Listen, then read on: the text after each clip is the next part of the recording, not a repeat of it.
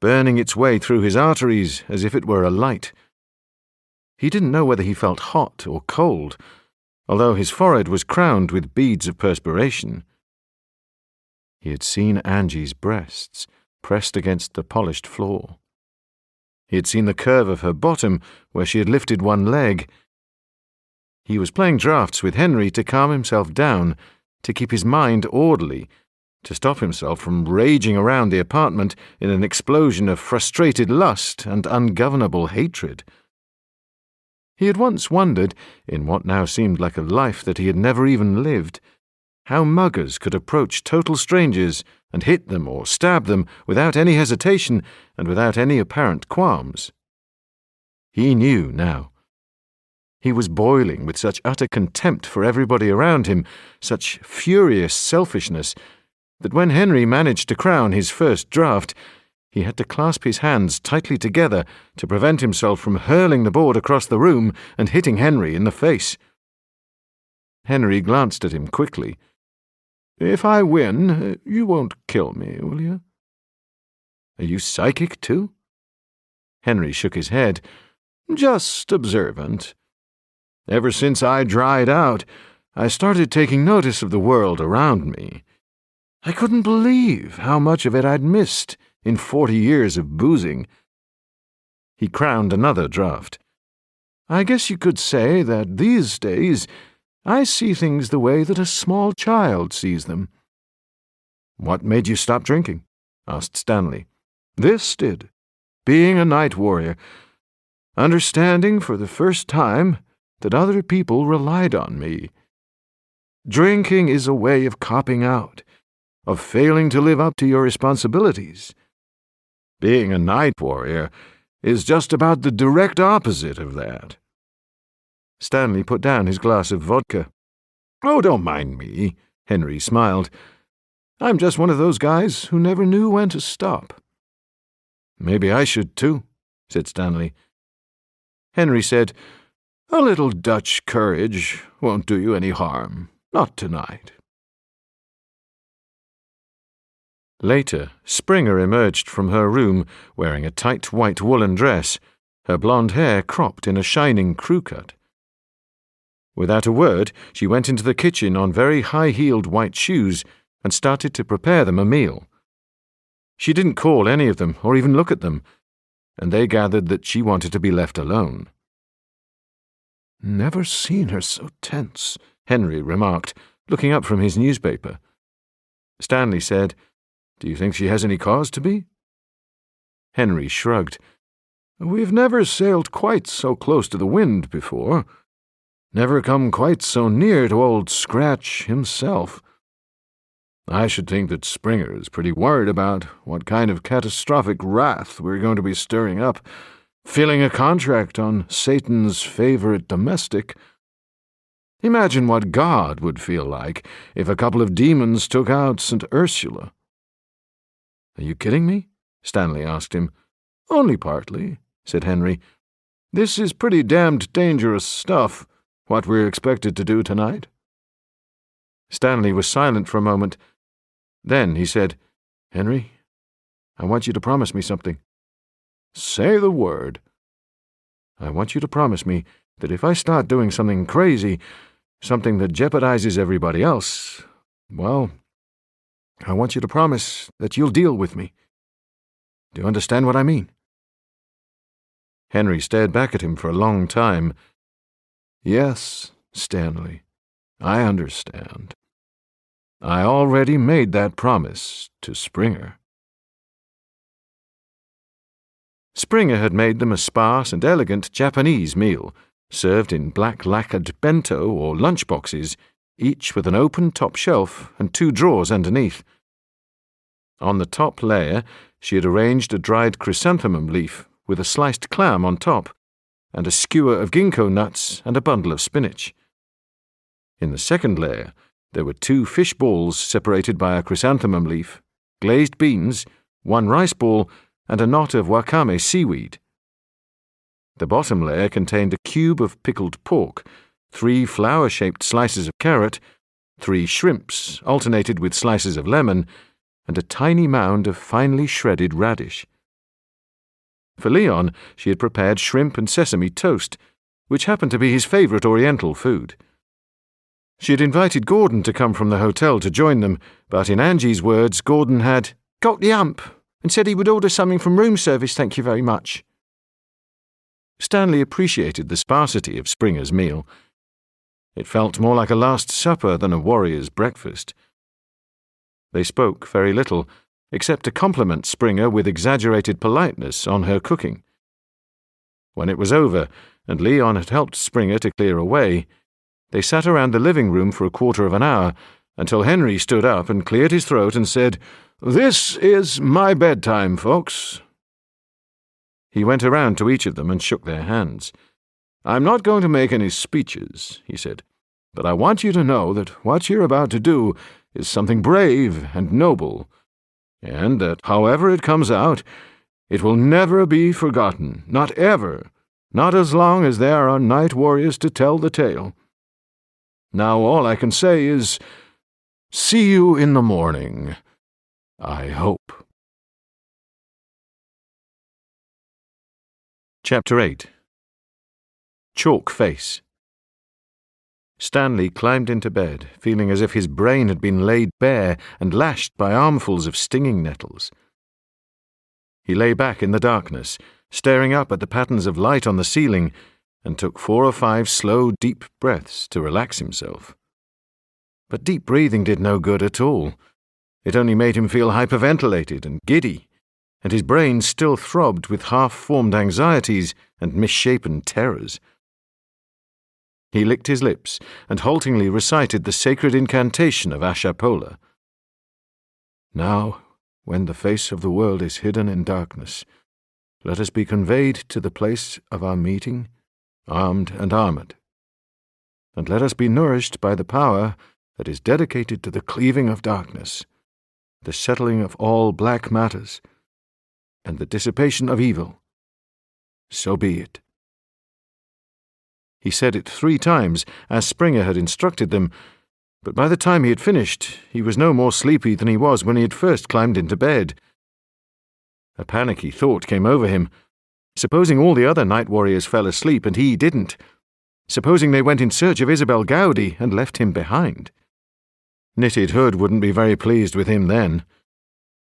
Because there had to be a compromise after all, a way of persuading Isabel Gowdie to cure him of the night plague without actually having to destroy her, surely. And only he was capable of reaching such a compromise. He couldn't even imagine what revenge Knitted Hood would exact if things went wrong. He switched on his bedside light. 10 after 11. He never went to bed this early, or even if he did, he never went to sleep this early.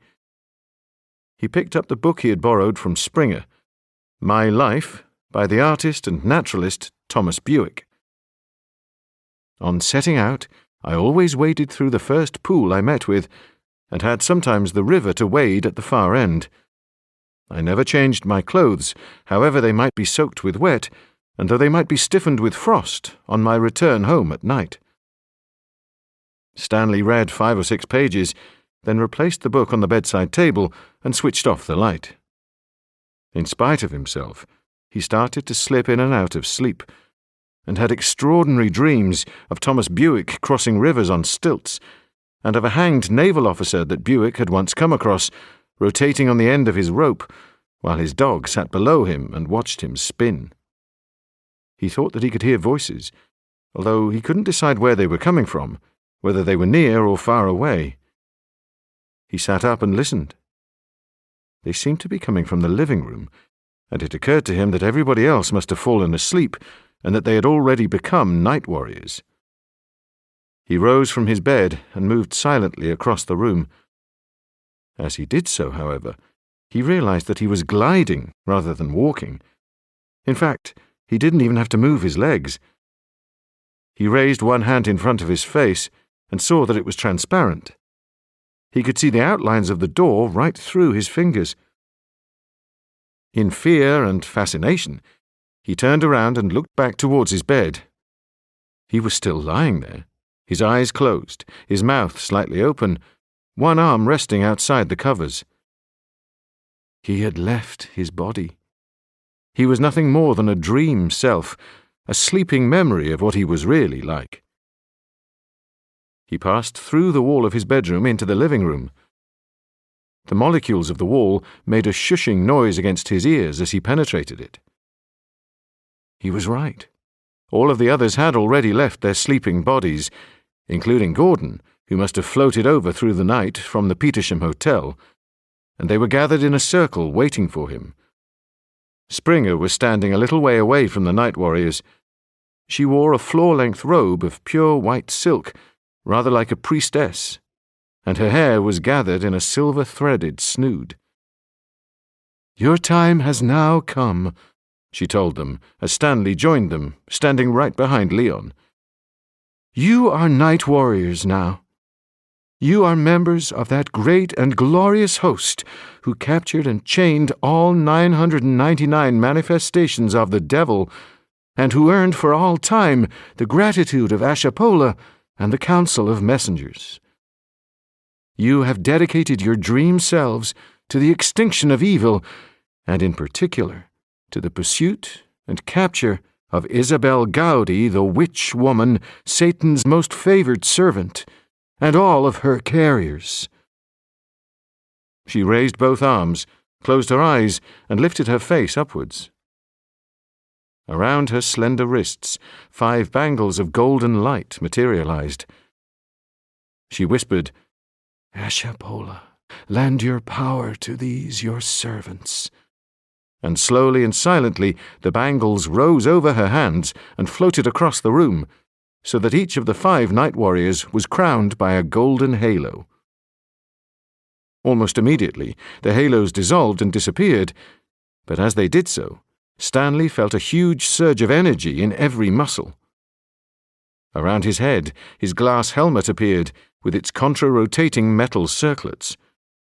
His body was clad in dull bronze armor. He looked down at his chest and checked the mathematical calculators that winked and flashed on his instrument panel. To his surprise, he could read and interpret them easily as reading a music score or the page of a book. In a fraction of a second, he calculated the temperature and air pressure in the room, the precise constituents of the air, the exact time, the phase of the moon, the velocity of the Earth, and the angle and speed at which they would fly away from the Earth's surface if the planet happened abruptly to stop rotating. The other 4 night warriors were also fully dressed in their battle gear.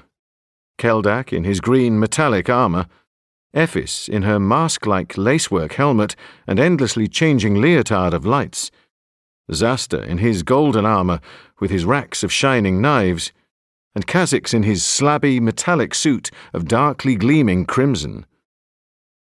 Kha'Zix was fully charged with energy, almost overcharged, because dazzling blue lightning was crackling and snaking around his shoulders and along his arms, and every time he brought his hands close together, a zigzag electrical discharge would leap from one to the other, like a Van de Graaff generator. "Here, Malbessa," he said, and Stanley stepped forward. Kha'Zix laid his hand on a special chrome-polished triangular plate on Stanley's left shoulder, and instantly Stanley felt a juddering surge of enormous power. Every nerve in his body fizzed and tingled, and he felt as if he were strong enough to fight anything and anyone, knitted hood included. He had become Malbessa. He was no longer transparent. He appeared as solid as he did in reality. Although who was to say now what was reality and what was a dream? "Am I dreaming you, or are you dreaming me?" One by one, the night warriors stepped up to Kha'Zix and were charged up with power. Now they glittered and glowed, their lights and their dials and their instruments filling the living room with a firework display of celestial energy. White fire sparkled from Ephis's body armor, and gradually her light skates materialized from the soles of her boots, 2 blindingly bright blades that were curved at the front and trailed behind her for almost a foot. From Keldak's left wrist, a dazzling hand appeared, a hand which he flexed, formed into a fist, and then proudly covered with a thin green metallic glove. Zasta's knives shimmered, and the visor of his helmet gleamed. Mulbessa grasped his shoulder and said, "You look terrific. I'm proud of you. You're still sure you want to do this?" Zasta nodded. "More than ever." "All right, then," Mulbessa told him. "I can't say that I blame you. I don't know what your mother would say." Springer said, "Listen to me. We have very little time to lose. Kha'Zix will tell you that usually, when we wish to enter somebody's dream, we have to locate the dreamer and to approach him as close as possible. Very few people have dreams that radiate very far beyond their immediate surroundings. This case, however, is completely different. We have no precise idea of where Isabel Gowdie is, but her dreams are so strong that they can manifest themselves miles and miles away from her physical location. We will have to go to the house called Tennyson and enter Isabel Gowdie's dream there. Once we are inside the dream, we can hunt her down." Mulbessa put in, "You realize that Knitted Hood will be following us?" "Yes," said Springer. "But how you deal with Knitted Hood, Mulbessa, is up to you. That is a difficulty that you have created for yourself." Mulbessa resented Springer's censorious remark, but said nothing. "My time will come," he thought to himself. "Then you'll see who's the master around here." He caught Ephis looking at him through the fire and flower patterns of her face mask, and he knew that she knew what he was thinking. Springer said, "I will take you as far as Tennyson. After that, you must find Isabel Gowdie on your own." "Very well, then," said Kha'Zix. "Let's do it. Mulbessa, shall we go?" One by one, the night warriors rose through the ceiling of Springer's living room, through the attic where the water tanks gurgled, through the tiles of the roof, and out into the frosty night. They flew silently like kites, absorbed by the air, crystallized by the frost, invisible except for the faintest of glitters and the slightest distortion of the sky. They circled over a cold and sleeping London, a London through which the Thames lazily curved, a London of orange streetlights and silent, formal squares. From high above Richmond, looking towards the east, Mulbessa could see the wan, moon-like face of Big Ben and the secretive Gothic spires of the Palace of Westminster. It was too foggy for him to be able to see Nelson's Column or the dome of St. Paul's, but he was strangely reassured by knowing that they were there, as they always would be. This was the London over which Peter Pan and Wendy had flown, and there was still something childishly magical in the way that the night warriors wheeled over Kew Gardens and descended towards Tennyson. Mulbessa noticed that, as Springer flew through the night, she left behind her a trail of absolute darkness. No stars, no lights, nothing. A darkness of such intensity that nothing could penetrate it. He wondered if absolute darkness and absolute light were one and the same, perpetual, yin and yang. If Ashapola was Satan and Satan was Ashapola, and if, therefore, the night warriors were being asked to risk their lives for nothing more than the spinning of the same two-sided coin. He could feel that same two-sidedness within his own personality. On one side, the calling to be selflessly heroic, to burst through the realms of darkness with a sword of righteous light. On the other side, the lust to damage and destroy. To cut a swathe through the... The night warriors circled over Kew Gardens Road. Springer said, inside of their minds, "I must leave you now. This task is yours. May Ashapola keep you and bless you, and may you all return safely from the realm of dreams." "I'll second that," said Mulbessa under his breath. Kha'Zix led the way. In a diving, corkscrew motion, he descended through Tennyson's roof, through the ceiling, and into the upstairs bedroom. The rest of the night warriors followed him in quick succession. "It's raining in here," Kha'Zix exclaimed in astonishment. The storm was dramatically worse than the first time that Stanley and Angie and Gordon had ventured into the house. The whole room shook with thunder, and the rain lashed down so hard that Malbessa in his glass helmet was almost blinded.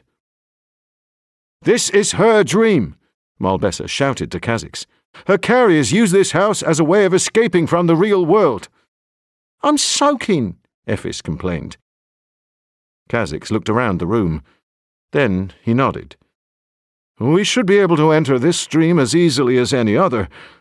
The dream's pretty hostile, and the dreamer's a long ways off, but why not? Let's give it a try. The quicker we get ourselves in, the quicker we'll be able to get ourselves out." "I'm all for that," said Malbessa. "All right then, stand close together," Kha'Zix ordered. The 5 night warriors stood back to back in a circle, their hands clasped together. Zasta looked up at Malbessa, his blind visor giving nothing away, but Malbessa sensed his question in the angle he was holding his head. "Everything's going to be fine," he told him. "We'll have this witch licked before you even know it." "Pop," Zasta began, but Malbessa shook his head. "I know, son. Believe me, I feel the same way. In spite of everything, I love you." Kha'Zix lifted one hand and described an octagon in the air above their heads in pure blue energy. The octagon hummed and trembled for a moment. Then slowly it began to widen and sink until it shimmered on the floor all around them, as if they had been lassoed by vibrant blue light. "Before, we were looking at the dream and experiencing it second-hand," Kha'Zix explained. "The moment we step out of this octagon, we will be inside the dream, living it." "Just like it's real?" asked Ephis. Kha'Zix slowly shook his heavy helmeted head. "It won't be like real. It will be real." They stepped out of the octagon and found that they were stepping off sodden carpet onto muddy ground. The walls of the bedroom had vanished, and all they could see was a rain-swept landscape of low horizons and huddled huts. Malbessa took 2 or 3 steps forward and then stopped, listening to the rain pattering on his helmet. In the distance, sheet lightning flickered fitfully behind the piggeries. He was back in Isabel Gowdie's 17th century London, the London of rutted roads and mud and plague. "Gut the pig and bite the toad." Kha'Zix came trudging up to him through the mire. "I hope you know the way to Dover," he complained, "because I sure as hell don't." Malbessa punched a series of small silver buttons on his holographic astrolabe. Immediately, a 3-dimensional image of the southeast of England appeared on his instrument panel, with hills and forests and villages. A gold-glowing ribbon indicated the route they should take to Dover. Keldak came up and peered over Malbessa's shoulder. "That's over 60 miles away," he complained. "I couldn't walk 60 miles in a week, let alone a single night. Let alone arrive in a fit condition to do battle with a witch." "Don't worry about that," said Kha'Zix. "Malbessa can formulate a way for us to get there." Malbessa tapped 2 different programs into his instrument panel. The first program proposed converting the psychic tension they had created simply by trespassing in Isabel Gowdie's dream into kinetic energy. This energy would be more than enough to enable them to fly to Dover in the same way that they had flown over London. But Malbessa was worried that depleting this tension might seriously reduce the validity of their physical presence in the dream, so that they would be wavering right on the very edge of dream and reality. Isabel Gowdie would then find it comparatively easy to expel them from her dream if she wanted to.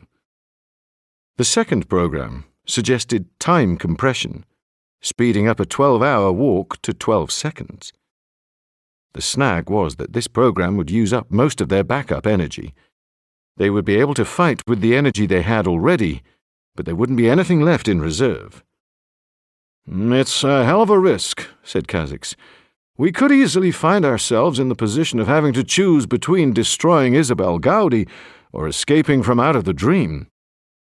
In other words, this could be a kamikaze mission.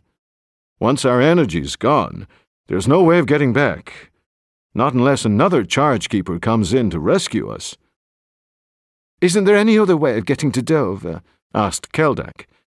It was raining hard now, and his green helmet was beaded with drops of water. Molbessa shook his head.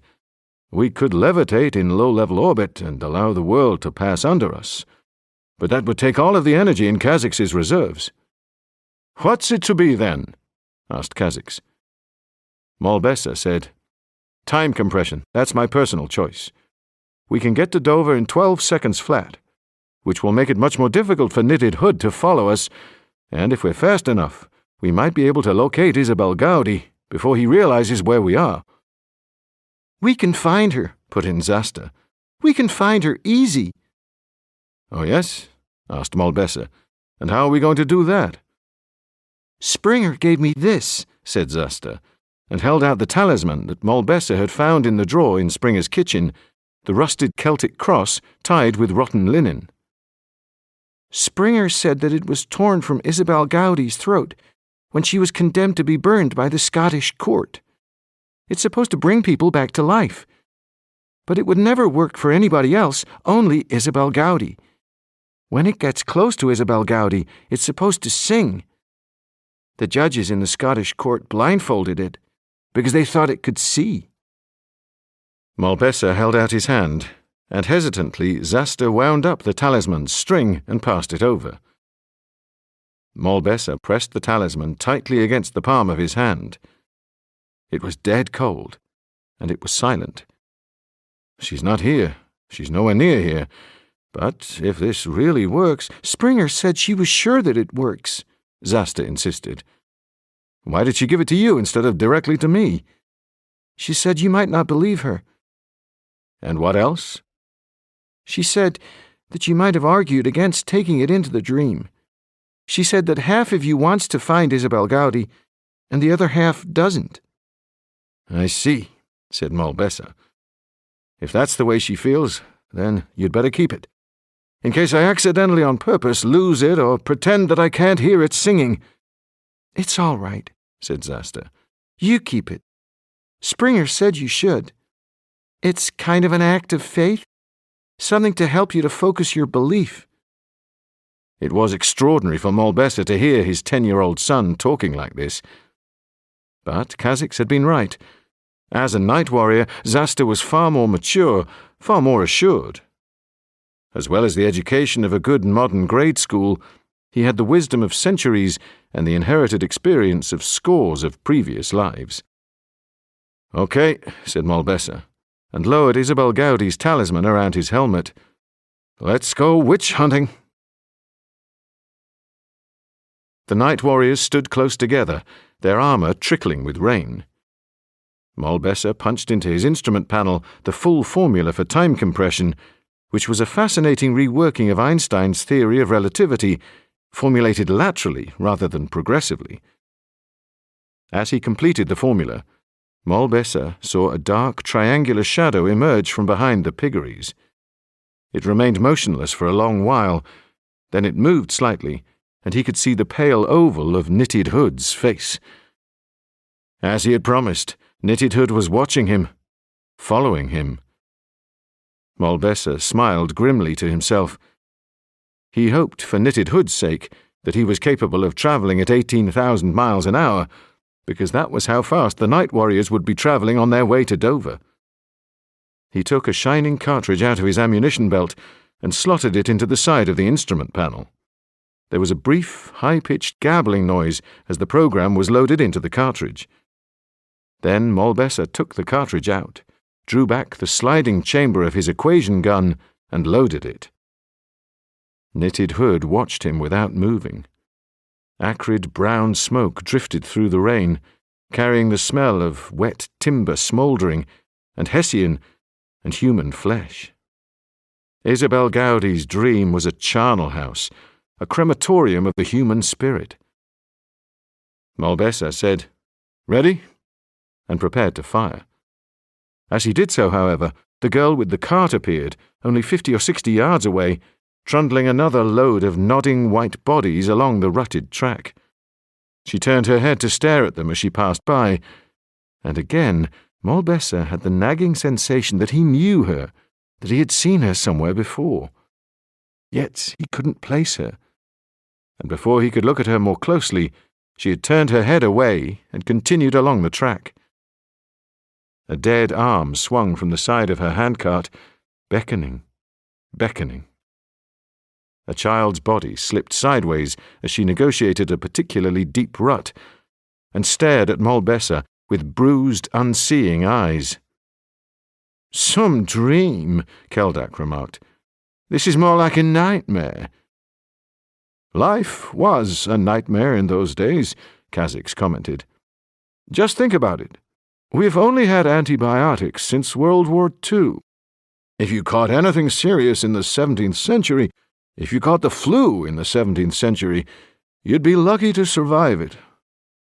"Come on, let's get it over with," urged Ephes. "I hate this place. The sooner we're out of it, the better." Moll-Besser lifted his equation pistol and squeezed the double trigger. There was a sharp crackling noise, and a thin beam of red, laser-like light came whipping out of the muzzle, curving around them.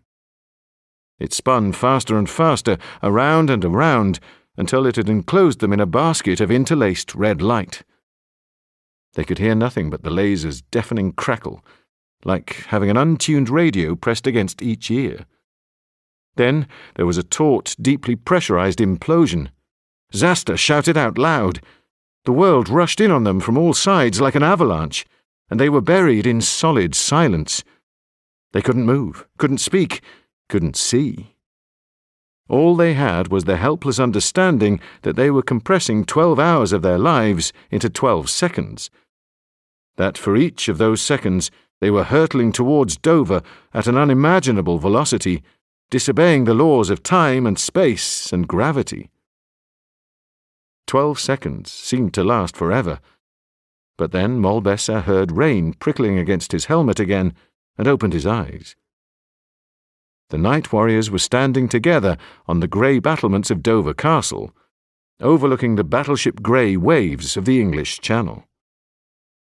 The strange thing was that this was present-day Dover, with its customs sheds and warehouses and cross-channel ferry terminals. Through the rain and the mist, Moll-Besser could see a Sea-Link ferry disembarking trucks and cars, and a hovercraft leaving on its way to Boulogne. "This isn't the 17th century," said Keldak. "We seem to have travelled in time as well as space." But Kha'Zix said, No, we're in a dream, and dreams don't have any kind of logic like that. You can walk from one room to another in a dream, and jump 300 years without even blinking." Moll-Besser clasped the talisman in his hand and looked around. "She's here somewhere. She must be. She knows present-day Dover because she's close. She can feel it. She may even be able to see it. But London looks like 17th century London because that's the only London she ever knew. Then she can't be very far away." Moll-Besser held up the talisman in the flat of his hand. "If it sings, then we'll know she's here for sure." "Sing," he pleaded under his breath. "Come on, you have to sing." He turned the talisman one way and then the other way. "It's not singing yet," said Ephes dubiously. "It will," Zasta retorted. "Well, it might and it might not," said Kha'Zix. "There's no harm in giving it a try." Moll-Besser walked along the wet, granite-grey stones of the castle battlements, lifting the talisman this way and that, and calling on Ashopola to help him. Kha'Zix would have been surprised if he hadn't. Entering a dream for the very first time was wildly unbalancing and infuriatingly disconcerting, and it was only after 8 or 9 dreams that Kha'Zix had eventually acquired his dream legs, his ability to keep his balance and his sanity, no matter how much the ground cracked open beneath his feet, no matter what imaginary monsters he had to face. Moll-Besser stood facing the rain-laden wind, looking around him. The hovercraft had long disappeared towards France in a fuming cloud of spray. The ferry stood empty, waiting for refuelling. Dover looked wet and dismal, all the way from Cowgate Cemetery to East Cliff. Through the rain, Malbessa could see the tower of the Pharos, the lighthouse that the Romans had built to guide them towards Dover, and St. Mary's Church. The channel looked so realistic with its mud-streaked waters that it was difficult to believe that this was somebody else's dream. Effis slid up to Malbessa on her shimmering skates. "Perhaps we ought to take a look at the cliffs. She might be hidden in one of the tunnels." Malbessa lowered the talisman and nodded. "Maybe you're right. I just hope that Dover was the right guess. She could have been buried anywhere from here to Brighton. It could take us years to find her." Keldak came up too. "Now look, my love?" he asked. Malbessa shook his head. "I'm sure she's here," said Keldak. "I can smell her, do you know what I mean? And I'm sure Khazix is right. If she weren't here, she wouldn't know what present-day Dover looked like, would she?" He nodded towards the talisman. "No joy with that?" "Nothing." "It's just an idea, but perhaps you should try taking off the strip of linen. I mean, if the Scottish court put it on because they thought the cross could see—" "Maybe you've got something there." Malbessa lifted the talisman, and Effis unpicked the tight linen knot with her fingernails. Soon the corroded Celtic cross was unbound, the way it had been when Isabel Gowdie wore it herself. Malbessa held it up again and said, "Ashapola, guide us. Ashapola, help us to find the witch woman." There was a long moment when they heard nothing but the wind from the channel buffeting in their ears and the occasional clanging from the docks. The rain sprinkled against their helmets and dripped from their fins and their weapon racks and their power hookups. Then, very softly, very thinly, they heard a keening sound. It was like the squeal of wheels on a distant freight train in a marshalling yard, squealing on and on and on. Malbessa lifted the talisman higher, and the keening grew sharper and louder. There was no question about it. It was Isabel Gowdie's talisman calling to its mistress. "Mistress, I'm here! Mistress, I've found you at last!" Malbessa turned around in a circle. There was no question that the talisman keened more loudly when he held it towards the southwest. "What's in that direction?" he asked Effis. "Folkestone," said Effis. "The next port along." "Anything else?" "I don't know. I'm not a blinking geography expert, am I?" "Tunnels! You mentioned tunnels!" Keldak said, his voice almost falsetto with excitement. "That's right," said Effis. "They was always digging tunnels in these cliffs. But they've started digging another tunnel much more recently. A tunnel that the night warriors in the 17th century couldn't possibly have imagined would ever be dug." Khazix frowned behind his visor. "What are you getting at?" "The Channel Tunnel, of course. They've started digging the Channel Tunnel just southwest of here. They're doing it from a place called Shakespeare Cliff." Shakespeare Cliff. The Bard's disease. Suddenly, the reappearance of the night plague began to make an awful kind of sense. Malbessa punched in the map inquiries to locate the English end of the Channel Tunnel working, and then overlaid the coordinates with the directional signal from Isabel Gowdie's talisman. A three-dimensional image of Shakespeare Cliff and the tunnel that had been bored beneath it was created in scintillating light and colour on his instrument panel. A hill, a cliff, an approach road, even tiny moving images of the contractors' vehicles crawling in and out of the tunnel entrance.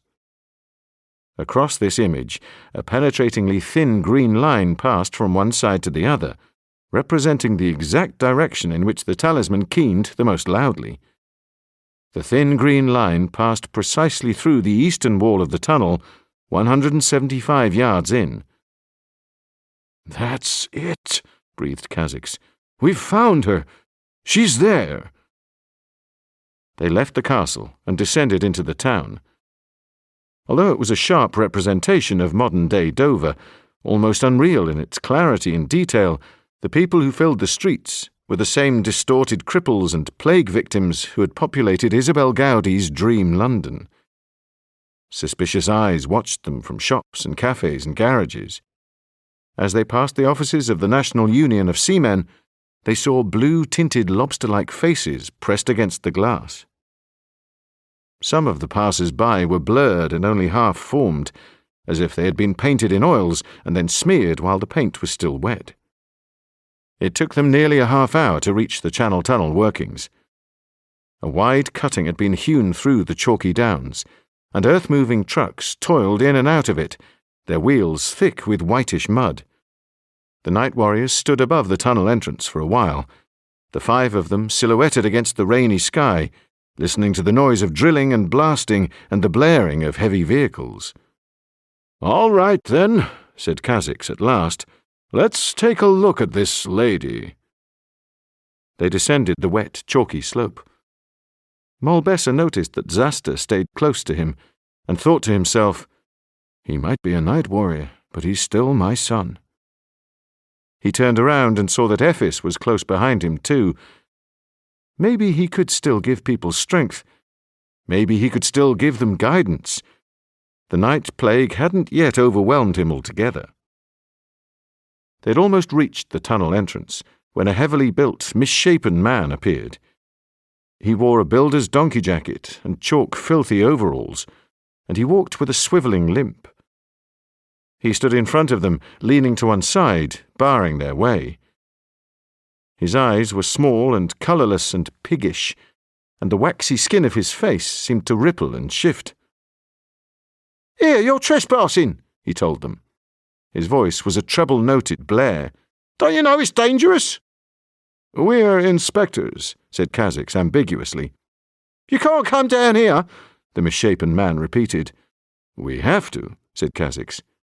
"You're not allowed to," the misshapen man insisted, taking a threatening step towards them. Keldak started to peel off his left-hand glove, but Kha'Zix leaned towards Molbessa and Keldak and whispered, "Remember, he's a figment of Isabel Gowdie's dream. She's checking us out, protecting herself." He was right.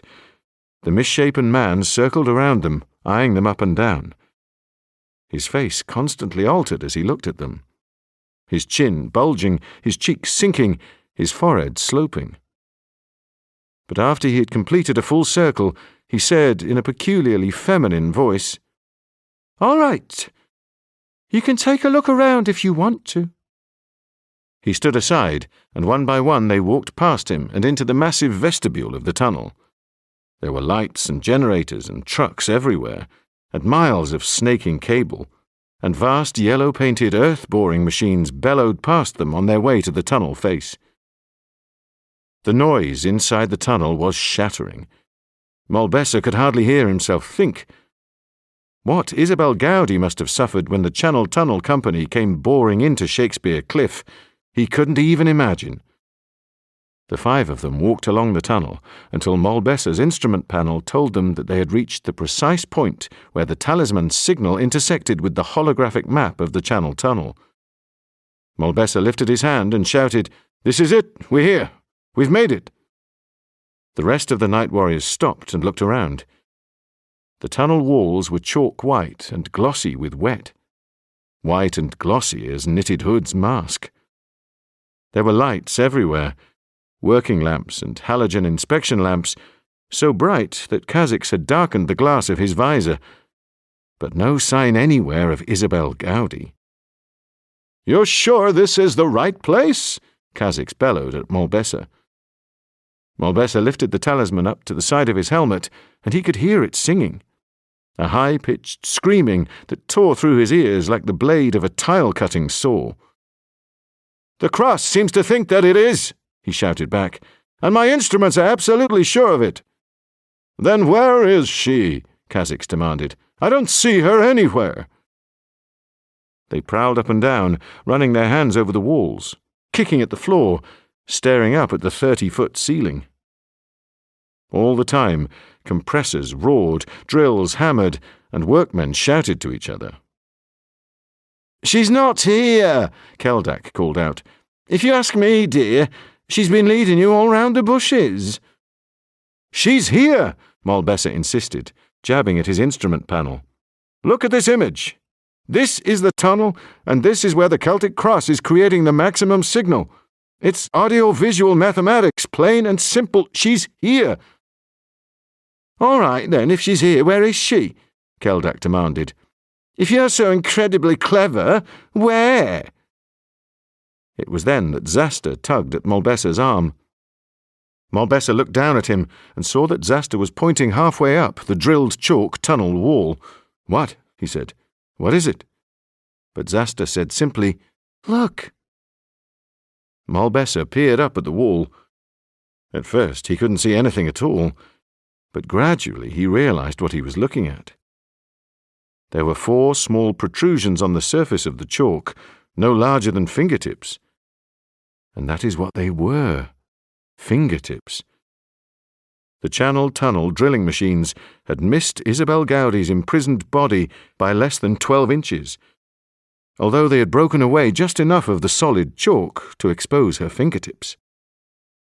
Molbessa stood for almost half a minute, staring at those fingertips. They belonged to a woman who had been incarcerated for over 3 centuries in solid white limestone. A woman whose evil had been so fearful that the night warriors had found it necessary to seal her and bind her and keep her imprisoned in the deepest cliff they could find. Only the unforeseeable progress of civil engineering had released Isabel Gowdie from her eternal bondage, only a circumstance which would have seemed beyond imagination in 1666, even to those who were used to running through the wildest imaginings of dreaming men and women. Kha'Zix shouted, "She's still trapped, but all she needed was the smallest access to the outside world. That would have been more than enough for her to wake up her carriers." "What do you suggest we do?" asked Molbessa. "We have to dig her out of there, first of all. Then you and she have to do the business. Otherwise, you're going to be stuck with that night plague for all eternity. Then we have to zap her." "Easy. No problem," said Molbessa with undisguised sarcasm. "It won't be, believe me," Kha'Zix yelled back. "Keldak, Ephis, Zasta, keep guard. I'm going to chisel this lady out of the rock." "But this is only a dream," Molbessa shouted. "That's right. She was imprisoned in a dream. We can dig her out in a dream." "But if it's only a dream, how come she was freed by the real digging of the real Channel Tunnel?" "Because, my friend, her body was buried in the waking world, while her soul was buried in the dream world. You can't bury a soul in the waking world. It will never rest. As anyone who has ever had a dream about a dead husband or a dead wife or a dead friend will tell you. By the same token, you can't bury somebody's fleshly body in the dream world either. That's why people find it so important to physically bury their dead. The night warriors buried Isabel Gowdie in both waking and dreaming states, just to make absolutely sure that she could never escape, never again." "And now we're going to dig her out?" asked Molbessa, looking up at the wet chalk wall with awe. Kha'Zix nodded. "That's right, Molbessa. Now we're going to dig her out." Molbessa looked at him narrowly. "Supposing I told you that I didn't want to do this, that I'd rather leave her where she is. I mean, surely we can cover up her fingers, and that'll seal her off again." "Molbessa, you have the night plague," Kha'Zix shouted back. "Thousands of British kids have the night plague too. This woman is feeding it. This woman is Satan's soup kitchen. You have to get rid of your own infection, and then make sure that everybody else gets rid of it too. You have to." Molbessa nodded. He felt as if his head were bursting apart. Kha'Zix beckoned to Keldak and shouted in his ear, "Target your fist to knock away the wall. A cuboid, okay? About that size. I don't want her injured. It looks like she's probably caught up in some kind of struggling posture. You see what I mean? One hand out in front of her and the other one behind, like she's running through solid chalk." Keldak looked quickly at Kha'Zix and then said, "Okay, I'll do what I can." The night warriors stood away from the limestone wall, all except Keldak, who approached it slowly, sizing it up with foxy, perceptive, calculating eyes. As he did so, he peeled off his left glove, and the well-lit tunnel workings were even more brightly lit by the beams of solid energy that radiated from his fist. His fist was so dazzling, in fact, that Molbessa had to shield his eyes with his hand, and then, his eyes swimming with dozens of after-images of Keldak's fingers, Molbessa had to turn away as well. The holographic satellite that floated in the air on the left side of Keldak's helmet orbited silently through 90 degrees until it was hovering in front of his facepiece. Keldak programmed it deftly and competently, creating within its target parameters a 6-foot cuboid in the limestone wall in front of them, a block of chalk which would contain Isabel Gowdie, entire and unhurt. "I hope this works," he told Kha'Zix nervously. "I've never done anything like this before." Kha'Zix smiled. "Sure you've done it before. You've probably done it hundreds of times before. Keldak was mentioned in one of the earliest Night Warriors chronicles that I've ever seen, way back in the 13th century. Just because you've forgotten that you've done this before, that doesn't mean you can't remember how to do it." "If you say so," Keldak replied without much conviction. His holographic globe swung smoothly back to its parked position on the left side of his helmet. He slowly lifted his left arm with its blindingly bright fist, and for 2 or 3 seconds he closed his eyes tight, concentrating. "Come on, Keldak. Now's the time," Kha'Zix encouraged him. Keldak arched his back, stiffened his arm, and shouted out, "Ashapola!" His fist flew from his wrist with an ear-splitting rush like a subway train. It struck the curved chalk wall and hammered right into it, hosing a spray of pulverized limestone behind it. It disappeared completely into the rock, although flickering shafts of blinding white light played through the dust as it furiously chiseled out the cuboid that Keldak had programmed it to cut for him. There was already so much noise in the tunnel that the hammering of Keldak's fist went unnoticed. But Ephis and Zasta still kept watch on the tunnel entrance, where trucks and workmen came and went, and sheets of rain still poured steadily down from a grey and doleful sky. More chalk dust spurted out of the groove that Keldak's fist had cut. Then, for a while, the light subsided as the fist cut out the back of the cuboid, which would detach the block from the tunnel wall. Keldak raised his left arm, and already a second fist was forming on the stump of his wrist, to replace the one which was exhuming Isabel Gowdie. "You ever deal with a witch before?" Molbessa shouted. Kha'Zix shook his head. "1 or 2 demons, never a witch." "I'm scared," said Molbessa. "What of, yourself or the witch?" "Myself, mostly. I don't know what I might do." "Just hang in there," Kha'Zix replied. "If you think you're going to need help, just don't hesitate to ask for it. Night Warriors work together, remember. We're a team."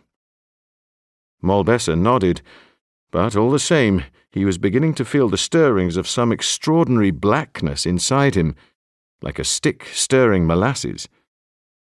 His blood jangled through his veins, and he was breathing in short, stressful gasps. "I found her," he thought. "I found her at last. Now she can change the world in the way that she was always meant to change the world.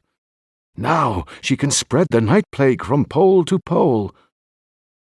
He swallowed dryly and glanced quickly at Keldak to make sure that Keldak hadn't picked up any psychic echoes. In dreams, you never knew what powers other people might have, what inspirations. Keldak, however, was much too busy watching his dazzling fist hammer out the last of the limestone block. His green armor was covered by a fine film of chalk dust, and he had raised his visor so that he could see better. Molbessa looked towards Ephis. Behind her lacework mask, Ephis's eyes appeared unusually dark, and when she realized that Molbessa was watching her, she bared her teeth in the briefest of suggestive grins. It was a grin that said, I'll do things to you that you never imagined possible. I love you, and I'll hurt you, you bastard. I'll love you till you bleed. So she was being affected too.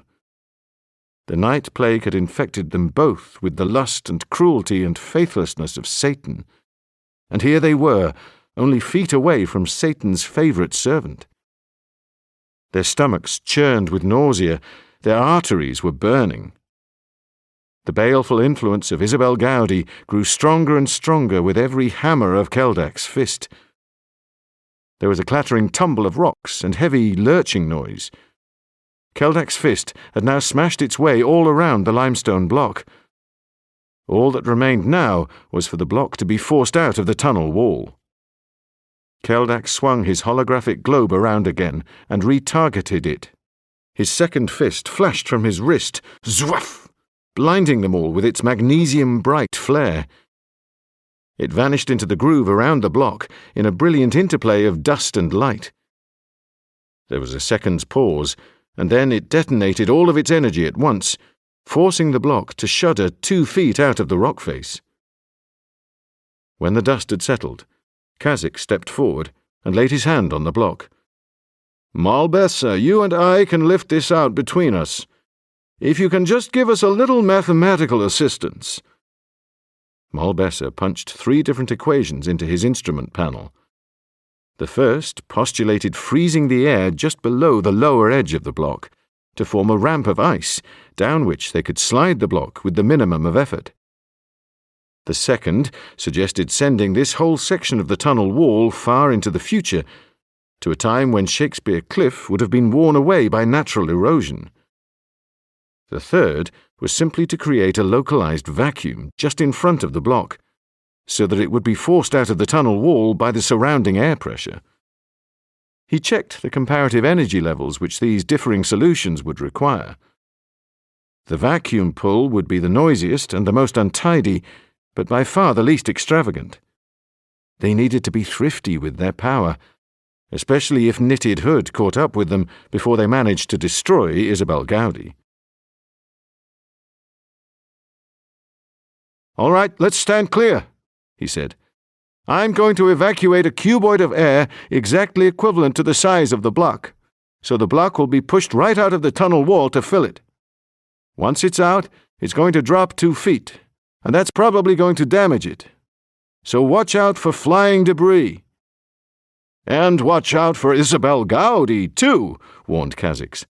"She's one powerful witch, and she's been imprisoned in this cliff for 300 years, so she's going to be seriously pissed."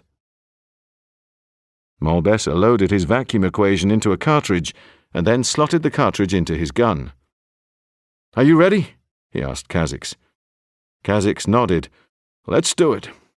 Ms. Gowdie wants out, and out is what she's going to get.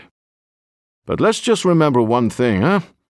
This is her dream. She controls it, and we're just here under sufferance. If things look for a moment like they're going wrong, that's the moment we pull the plug and exit. We can always get her another day." "Says you," put in Ephes. Kazik didn't quite know how to take that comment, but lifted his hand and said, "All right, Malbessa. Let's get this block out of the wall, shall we?" All the same, he kept his eyes on Ephes. Behind the mask of a night warrior, he could detect the voice of somebody who was already half suborned to Satan. As Kazik turned away, something in Malbessa's head whispered, "Satan." He looked around, his hair prickling.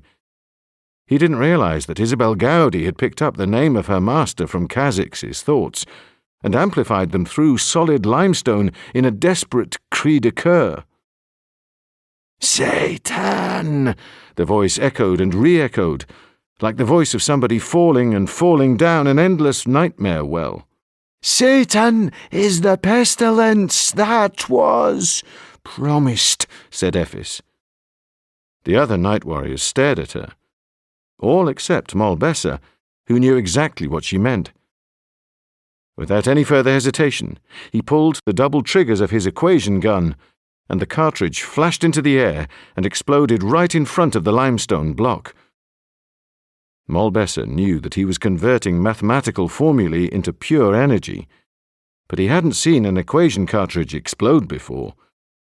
Glittering numbers burst through the air like a napalmed bowl of alphabet soup.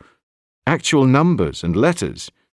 1 over the square root of 1 minus V2 over C2 times M, MO over the square root of 1 minus V2 over C2. They tumbled and whirled, and then assembled themselves into thin, sparkling lines of tingling, incandescent energy.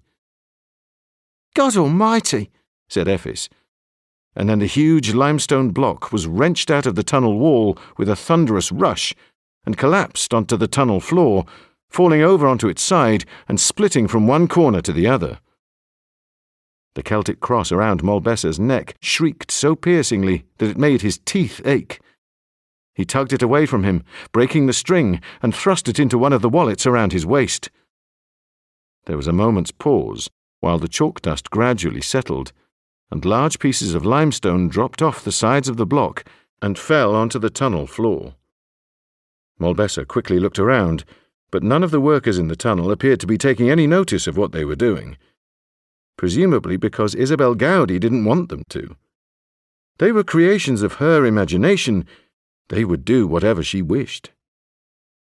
Suddenly, a startling white light shone from the center of the broken block. It streamed out in all directions, like the sun rising over the Arctic, like a blinding welding torch.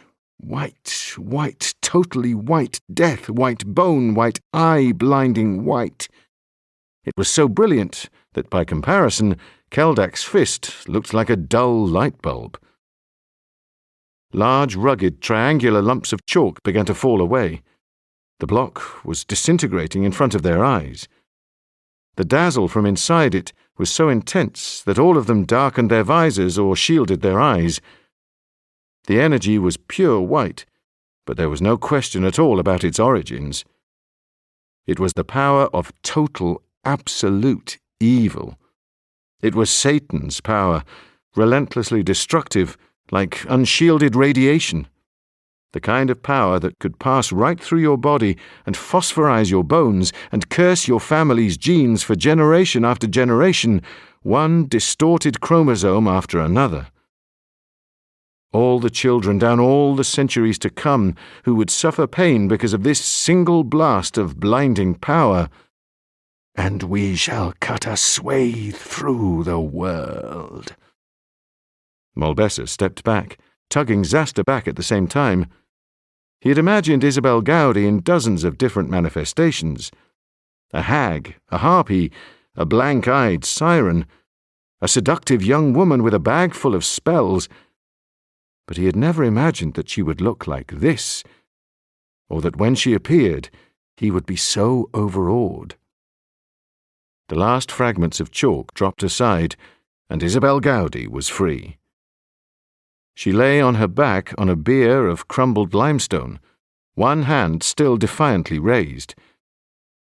It was that gesture of defiance that had led to her fingertips being exposed by the tunnel diggers, and to the carriers waking up after 300 years, and to the renewed spreading of the night plague. Out of those 4 fingertips had passed the satanic energy that had cursed England for the past 2 years with sickness and violence and tragedy. Air disasters, rail crashes, prison riots, shootings, maimings, mindless murders, rapes, burnings. A sickness that would eventually spread dream by dream all over the world if the Night Warriors didn't destroy Isabel Gowdie tonight and spread her ashes so widely that they could never be gathered together again. Isabel Gowdie was tall and slender, emaciated by centuries of entombment. Her skin was white, her cheeks hollow, her jawline sharp. Her long white tangled hair rose into the air in a coruscating fan, giving off boundless energy and light.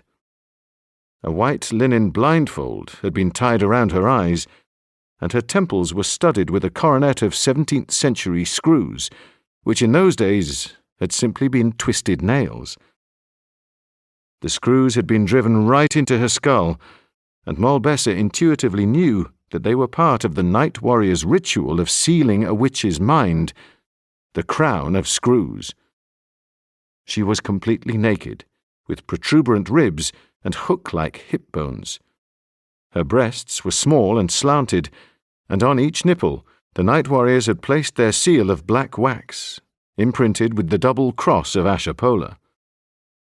More black wax seals had been placed on her shoulders, on her knees, on her ankles, and on her wrists. It was only because the seal on her right wrist had cracked and split apart that she had been able to raise her hand while she was being buried in the limestone. A momentary gesture which, after more than 3 centuries, had at last assured her release. Between the hairless lips of her sex, the shaft of a huge tarnished silver cross had been inserted, a last sacred gesture to ensure that, even if she were found, no demon or devil would be able to have intercourse with her, to reproduce their kind, and that even if Satan had made her pregnant before she was imprisoned, his offspring would never be able to leave her body. Malbessa slowly approached her. His emotions were churning wildly. His blood surged through his arteries. His brain boiled. She remained motionless and blindfolded, her one arm raised, with white light streaming in all directions. He felt her power. It was like standing in a hurricane-force wind, or opening a blast furnace, or falling 1,000 feet into an icy Arctic lake.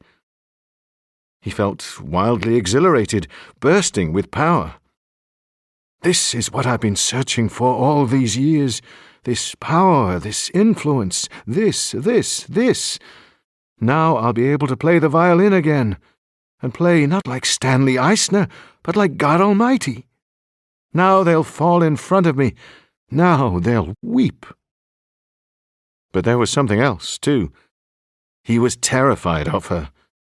She was sightless and naked and fastened with holy seals, but he was terrified of her. "What am I supposed to do?" he asked, turning to Kha'Zix. His mouth felt as if it was stuffed with dry cotton wadding. "You have to withdraw the cross.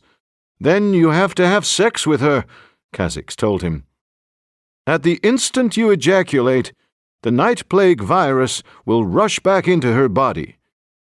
"Why should it do that?" Malbessa asked. "Simple," Kha'Zix explained. "The virus is always voraciously hungry. It's always trying to get back to its maker, the one who created it, the one from whom it derives its nourishment. I mean, why should it put up with irregular supplies of thinly strained baby food when it can suckle directly from Satan's favorite servant, or even, if it's lucky, from Satan himself?" "What then?" asked Malbessa numbly. "That, my friend, is when we take her apart. That precise instant. Ephes will cut off her head, Zasta will cut her to pieces, and Keldek will pulverize those pieces into dust, and then yours truly will incinerate that dust into ash. Then all 5 of us will scatter that ash as far apart as any ashes were ever scattered, in the definite hope that Mistress Gowdie is lost and gone forever." "Boy, Shalom," Malbessa whispered. "Absolutely," Kha'Zix agreed. "Now you know why I gave up drinking. The kick you get out of this makes Smirnoff seem stupid." Malbessa stood as close to Isabel Gowdie as he dared. He knew that she couldn't move. He knew that she was powerless, except to direct her carriers. All the same, he felt overwhelmingly intimidated, and having sex with her seemed impossible. Kha'Zix came up and stood beside him. "Malbessa," he said, "it's the only way. It's either this or damnation, and I've seen a glimpse of damnation, and I'd rather have sex with Isabel Gowdie every morning before breakfast for the rest of my life, believe me, than be sent to hell. It's hell in hell. Take my word for it." "You've seen hell?" Malbessa asked him. Anything to delay the moment when he would have to climb up on that bier of shattered chalk and... Kha'Zix took hold of his elbow.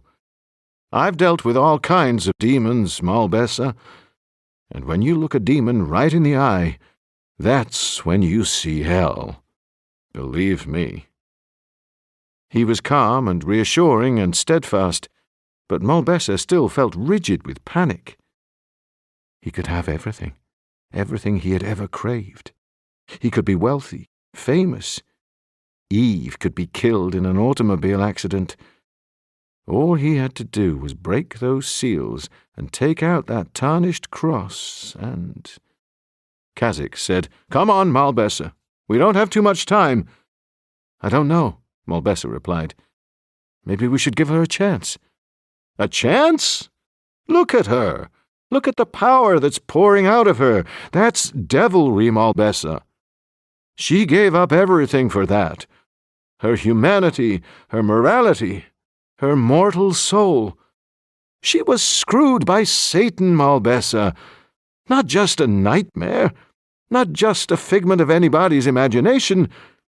That monster that floats around inside of our minds, that black thing inside of our joint imagination, that is what physically and actually had intercourse with this woman, Malbessa, and what he passed on to her, she passed on to you."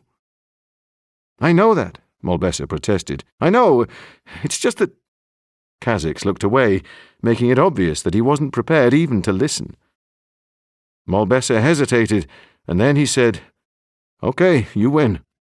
If that's what I have to do. But do you mind if the others look the other way?" As it happened, the other night warriors were already facing the other way. Not only was the light that Isabel Gowdie radiated too bright for anybody to look at for very long, but they were watching the tunnel workings and the entrance to the tunnel for any sign of trouble. Malbessa unlatched his belt and his instrument panel and handed them to Kha'Zix. Then he unclipped his bronze-armoured leggings until he was wearing nothing but his helmet, his breastplate, and his boots. It was damp and chilly in the tunnel. Malbessa's breath steamed inside his helmet, partially fogging it up, so he took that off too. The very last thing he felt like doing was having sex. He probably wouldn't be able to manage it anyway. He was too cold and too frightened, and Isabel Gowdie's fleshless body was shining at him as if it had been sculpted out of a winter moon. Keldak turned around and gave Malbessa a long, appreciative stare until Malbessa grimaced and glared back at him. "Go on, lovey," challenged Keldak. "Do your worst. We're running out of time." Ephis looked at Malbessa appealingly, eyes wide, although he didn't know whether she was appealing to him to finish off Isabel Gowdie, to give her back the filthy disease that had infected both of them, and then to chop her to bits and burn her, or whether she was appealing to him to forgive her and to let her go. Zasta didn't even turn around, but vigilantly watched the entrance to the tunnel. Perhaps Zasta didn't want to see the night warrior who was his father having sex with any other woman apart from his mother. Malbessa didn't entirely blame him. "Come on, Malbessa," urged Kha'Zix. He was growing noticeably anxious now. "You have to!" With a sinking sensation of dread, Malbessa climbed up the crumbling sides of the limestone bier on which Isabel Gowdie was lying. Chalk slid beneath his boot heels. Then, cautiously, he knelt astride her knees. It was so cold that his penis had shrunk to the size of a 9-year-old boy's, but he tried not to think about it, the way that he tried not to think about it when he had been unable to get it on with Eve. Don't think about it. It'll come up when it wants to. And sometimes it had. Isabel Gowdie flared just as brightly. Her hair rose and fell as if she were floating in the sea, except that millions of tiny sparks flowed from the ends of her hair and sparkled out over the tunnel. Malbessa laid one hand gently on her right thigh. It felt utterly chilled. He hadn't felt anything as cold as that since... February, Chicago. when he and Eve had been walking together past Marshall Field, and Eve had pressed the palm of her hand against the window and her hand had frozen to the glass.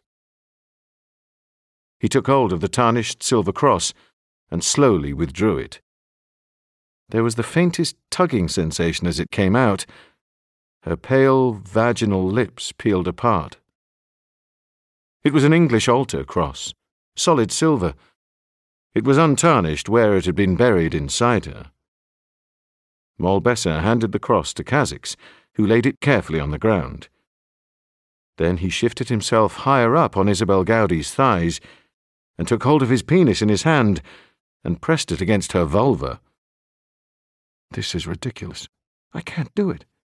It's cold, and I'm half-dressed in armor, and Kha'Zix and Keldak are watching me, and I'm supposed to be making love to a blindingly white witch with frozen cold skin who scares me so much that all I want to do is vomit. At that moment, Zasta called, "There's somebody coming! Look, over there!" Moll Besser frowned in the direction that Zasta was pointing. Zasta was right. There were 4 hooded figures marching down the wet chalk slopes that led to the tunnel entrance. They were difficult to distinguish through the rain, but they had a diseased and raggedy look that reminded Moll Besser of Knitted Hood. They were walking very fast, their coats flapping around their ankles. They were accompanied by 6 or 7 huge dogs who trotted close beside them, their spines protruding through their brindled, rain-slicked skin, saliva swinging from their tongues. "Carriers," warned Kha'Zix. "Somebody must have told them that we were here." Moll Besser said, "What the hell do I do now?" "Get on with it," Kha'Zix snapped at him. "The sooner you do it, the sooner we can finish her off." "Kha'Zix, I can't. What the hell's the matter with you? Think of something erotic, I don't know. Brigitte Bardot? Brigitte Bardot's about 100. Do it!" Kha'Zix yelled at him. "Whatever turns you on." Zasta and Keldak and Ephis spread themselves defensively across the tunnel. The carriers continued to hurry towards them at the same fast walking speed, their coat-tails flapping in the rain and the wind, their dogs trotting evilly beside them. They looked like the merciless villains in a spaghetti western, faceless, relentless, fast. Their coats were spattered with white mud, and their masks were as pale as death. Moll Besser looked down at Isabel Gowdie. She hadn't moved. Her right arm was still raised, clawing for freedom the way it had clawed for freedom 300 years ago. He jiggled his penis, but he knew that it wasn't going to rise. He was far too frightened, far too stressful, far too cold. Perhaps if you'd take off her blindfold. He hesitated. He reached forward with a careful hand. He touched the soft old linen of her blindfold. Perhaps if you'd take off her blindfold. Kha'Zix said, "The dogs! Look out for the dogs!" As the dogs came nearer, closely followed by their bustling masters, the night warriors could see that they weren't ordinary dogs. Their faces were pale, their eyes were wide. They were Dobermans and German Shepherds and half-breed Weimaraners, but they had the heads of men. Men with staring, grotesque expressions and lips stretched back across their gums. Men with bristling hair and madness in their eyes, but men all the same. As intelligent as men, as cruel as men, but quick and vicious and fearless as dogs. Zasta tried a long shot to give Moll Besser more time. He lifted his hand for a heavyweight long-distance throwing knife, and it cartwheeled, shining over his shoulder. He caught it deftly. Then he aimed, reached back, and whipped the knife at dazzling speed straight towards the leading carrier. The knife hit the carrier straight in the face. He clutched the knife handle with both hands, spun around, staggered, and then pulled the knife violently out of his hood. Along with it, he brought his white celluloid mask. "Again!" said Kha'Zix, and Zasta tossed 2 more heavyweight knives. But the carriers were still 50 yards away, and now that they were ready for them, they dodged the knives easily. They continued to hurry towards the night warriors with all the fussy haste of determined killers. They were afraid of nothing, not even death. Hadn't their mistress promised them life everlasting? Moll Besser found the tightened knot of Isabel Gowdie's blindfold. He picked at it, failing to loosen it at first, but then he managed to pull out one end of it, taking all the tension from it. He hesitated, breathing hard. He glanced at Kha'Zix, but Kha'Zix was too busy with the carriers and the men dogs. What he did now was up to him. What he did now was his decision, and his alone. "Hurry!" Kha'Zix urged.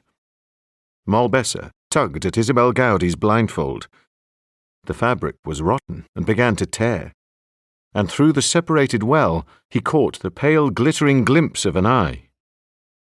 He tugged harder and dragged the blindfold right off, setting off a shower of white sparks from her hair. And there she was, staring at him, the witch woman, the woman who had touched her foot with one hand and her head with the other, and promised everything in between to Satan. Her eyes were the palest green, with whites that had the sticky consistency of scarcely boiled eggs. They were pale, but they had an electrifying effect on him. He felt as if he had been abruptly gripped by the spine and jolted upright, as if every ganglion in his nervous system had been illuminated with cold white light. "The seals," she told him. He didn't know whether she had spoken out loud or not, but he had heard her distinctly. "You must break the seals, Moll Besser." Kha'Zix shouted at him, "Moll Besser, what's wrong?" But the carriers were hustling even closer now, and the man-dogs had broken into a threatening lope. Kha'Zix was too busy directing Ephis and Zasta and Keldak to be able to worry about Moll Besser.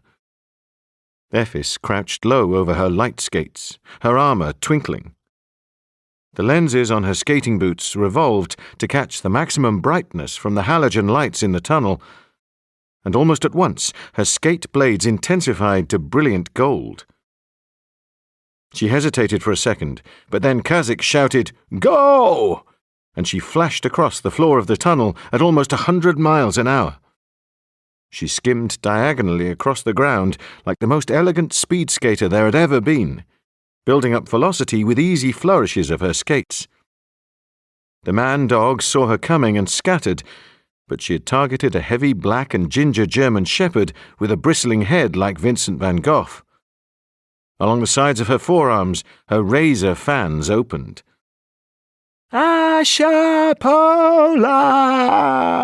she screamed. She flashed past the German shepherd as it tried to twist towards her and snatch at her arm. Her razor fan sliced the side of his face right through to the bone, and all along the side of his body, cutting through fur, muscle, ribs, and internal organs. The man-dog collapsed sideways in a cascading splatter of blood. His tongue fell out of his cheek. His prune-black liver slipped onto the floor. Then, in a thrashing convulsion, stomach and intestines slithered in a heap out of his abdomen, leaving his body as empty as a fur sack. A whirl of hot, pungent body steam was twisted away by the speed of Ephis's passing. One of the carriers tried to catch Ephis as she skated close by, but she turned a triple somersault in the air, skated around him in a quick, powerful circle, and then turned on him. She flurried her fists in the air like a boxer pummeling at a punching bag, and her razor fans tore relentlessly into his coat in a whirlwind of sharpened steel. Shreds of fabric flew everywhere. Then the carrier screamed, a chilling, whistling, high-pitched scream. Lumps of flesh began to burst through the air, then bone. Then his mask was sliced in half, revealing his face. It was then that Ephis stopped pummeling and quickly twisted away, pirouetting as she did so. The carrier had been revealed for what he was, and as he stood on his feet dying, the other carriers paused, although they didn't look at him. They kept their eyes on the night warriors and on Isabel Gowdie. Underneath the mask, the carrier was exposed as a leper. He was in the last stages of lepromatous leprosy, and his nose and upper lip and most of his jaw had already been ulcerated. His blistered scalp had only a few diseased-looking tufts of hair, and his ears had long gone, leaving him with nothing but dark, encrusted holes. The leper uttered a strange, keening noise, "Wheeoop," which was all that he could manage with his collapsed palate and eroded nasal cavity. It was both plaintive and disgusting. Then he dropped to his knees and fell forward. Chunks of grey, fibrous flesh fell out of his coat and scattered across the chalky tunnel floor. The other carriers had already started to advance on the night warriors again, a little more cautiously than before, but still walking at a steady pace. The man-dogs began to fan out, with the obvious intention of circling around them. Moll Besser, meanwhile, had done nothing to consummate the act of intercourse with Isabel Gowdie. He sat astride her still, his back rigidly upright, his teeth clenched, with sweat trickling coldly down his back. He was conscious, but he was powerless to move. He understood now why the night warriors had blindfolded the witch woman before they entombed her. She had the satanic power of hypnotism. The strength of her will streamed from her eyes like the exhaust from twin jet engines, rendering Moll Besser deafened and numb. "Break the seals," she commanded him. He tried to shake his head. She had persuaded him to remove her blindfold and to lay himself open to a psychokinetic hammerlock, but he was still capable of willful thought, and he knew that if he broke her seals, that was the finish. The night warriors would have lost the war, and the night plague would sweep across the world in a massive tide of darkness. Imagine a world without morals or pity. Imagine a world of drugs and cruelty and urban collapse. "Break the seals, Moll Besser," she repeated. Her green eyes widened slightly. "Use your mathematics and break the seals." Keldak was firing one dazzling fist after another. He hit a man Doberman straight in the face, and the creature's nosebone cracked and was punched right into his brain. For an instant, the magnesium-bright light from Keldak's fist flashed out of the man-dog's eyes, so that he looked like a hound straight out of hell. Keldak hit another carrier, too, a blindingly bright punch which was swallowed up in the folds of the carrier's coat. There was a noise like chair legs breaking, and then the carrier fell to the ground in a flicker of light and a burst of powdery dust. Zasta threw knives with laconic accuracy. He sent 3 whirling at one of the man-dogs as it tried to outflank them. The first hit the man-dog in the neck and pinned it against the tunnel wall. The second struck it in the spine. The third caught its back legs. It remained shuddering and shouting, half paralyzed and unable to move, until Zasta threw a heavy execution knife, which hit it directly in the heart. "Moll Besser, you must break the seals. If you refuse to break them, you will surely die. My lord and master will see to that, no matter what happens to me." Moll Besser squeezed his eyes tightly shut and tried to shake his head. It was then that he felt a cold, clawed hand on his naked leg.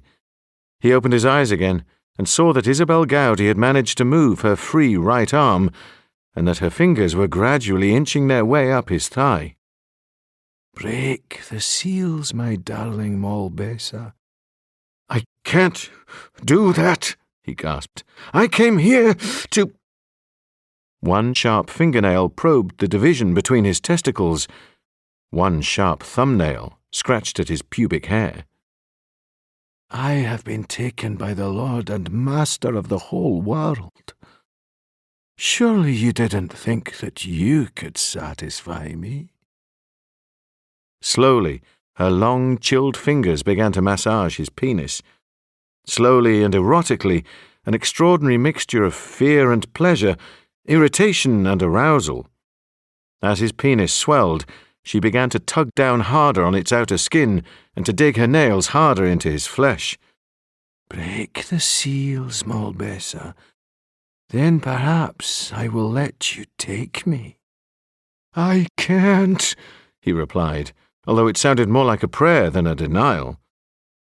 She rubbed the swollen head of his penis up and down between the smooth, cold lips of her sex, up and down, parting it but never quite penetrating it. "Don't you want me, Malbesa? Don't you want me? Break the seals, Malbesa, and you can have me." She continued to massage him, harder and harder, until he began to feel that tight knotting between his legs that told him a climax was imminent. If he could only force his way inside her, if he could only warn Kha'Zix.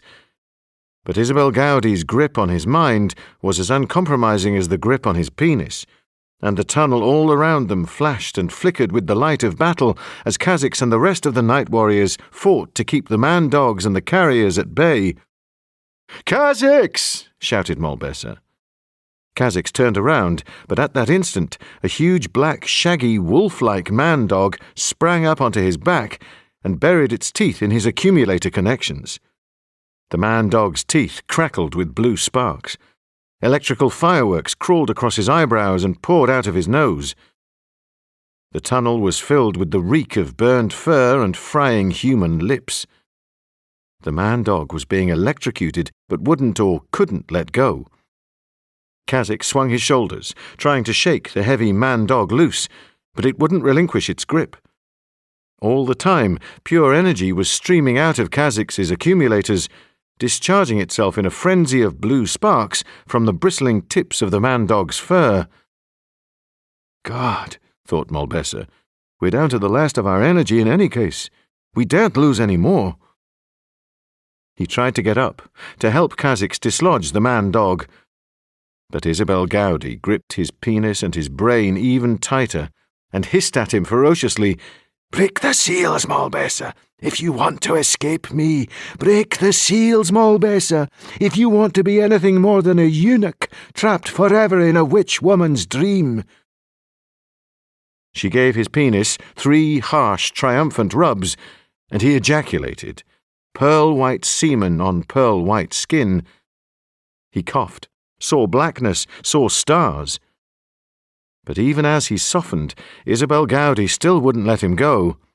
"Break my seals, Malbesa, you miserable wretch! Break my seals!" Kha'Zix was roaring in desperation as his precious energy poured away through the burning, swinging body of the man-dog. Zaster, with only 4 knives left in his armory, began to edge backwards. Keldak needed more power. His fists were fading, and even though he was still hitting the man-dogs, there was so little force in his blows that the man-dogs did little more than flinch. All around them, fast as a flash, Ephis was still skating and circling and slicing, but the carriers were swinging balks of tunnelling timber at her now, making it increasingly difficult for her to come close. "Malbesa!" Kha'Zix shouted. "Malbesa, get this damn dog off me!" Isabel Gowdie kept her grip. "Seals first, Malbesa." He had no choice. He knew that he had no choice. "You witch," he mouthed at her. Then, without any further hesitation, he punched out a program which would liquidize the wax in the seals and which would convert the religious energy with which the seals were invested into the briefest crackle of tame lightning. Isabel Gowdie watched him with thinly disguised greed as he loaded the program into a cartridge and slotted the cartridge into his equation pistol. He fired it, aiming upwards, and the cartridge ricocheted from one wax seal to the other, wrists, ankles, breasts, knees. Each black seal sizzled for a split second and then vanished into a small puff of evaporated wax. For a moment, Malbesa and Isabel Gowdie were surrounded by curtains of white lightning. Then the lightning died, and the smoke cleared away, and the pale, naked form of Isabel Gowdie was free. "You have done well," she growled at him. Her voice was quite different now, thicker, coarser. "Then let me go, for God's sake," Malbesa insisted. "It was part of the deal." "Deal? Do you think I make deals? Malbessa, for God's sake! Kha'Zix was clamouring. 2 more man-dogs came running up to him. They had recognized now that he held all of the power. The carriers, on the other hand, were keeping their distance, their faces expressionless, their faces perfect, probing and parrying, just to keep the night warriors occupied while Kha'Zix's energy slowly bled away. And we shall cut a swathe. Isabel Gowdie rose from her bed of limestone. I killed you before, Malbessa. I'll kill you again. But you promised. Do you really believe that a witch's word is worth anything? You're new, aren't you? Green as grass, soft as a baby's cheek. Come here, Malbessa. Let me show you what a witch's mouth is for. And it's not for making promises. The witch woman rose naked from her bed of limestone, with her eyes as green as soft-boiled death. Her hair floated white and sparkling all around her, her forehead still crowned with corroded screws. One by one, the screws unwound, until they dropped tinkling onto the chalk. Isabel Gowdie's temples were punctuated with rusty, oozing holes, but she was free of the mental bondage that the night warriors had once imposed on her, in the hope that she would never be able to think satanic thoughts again.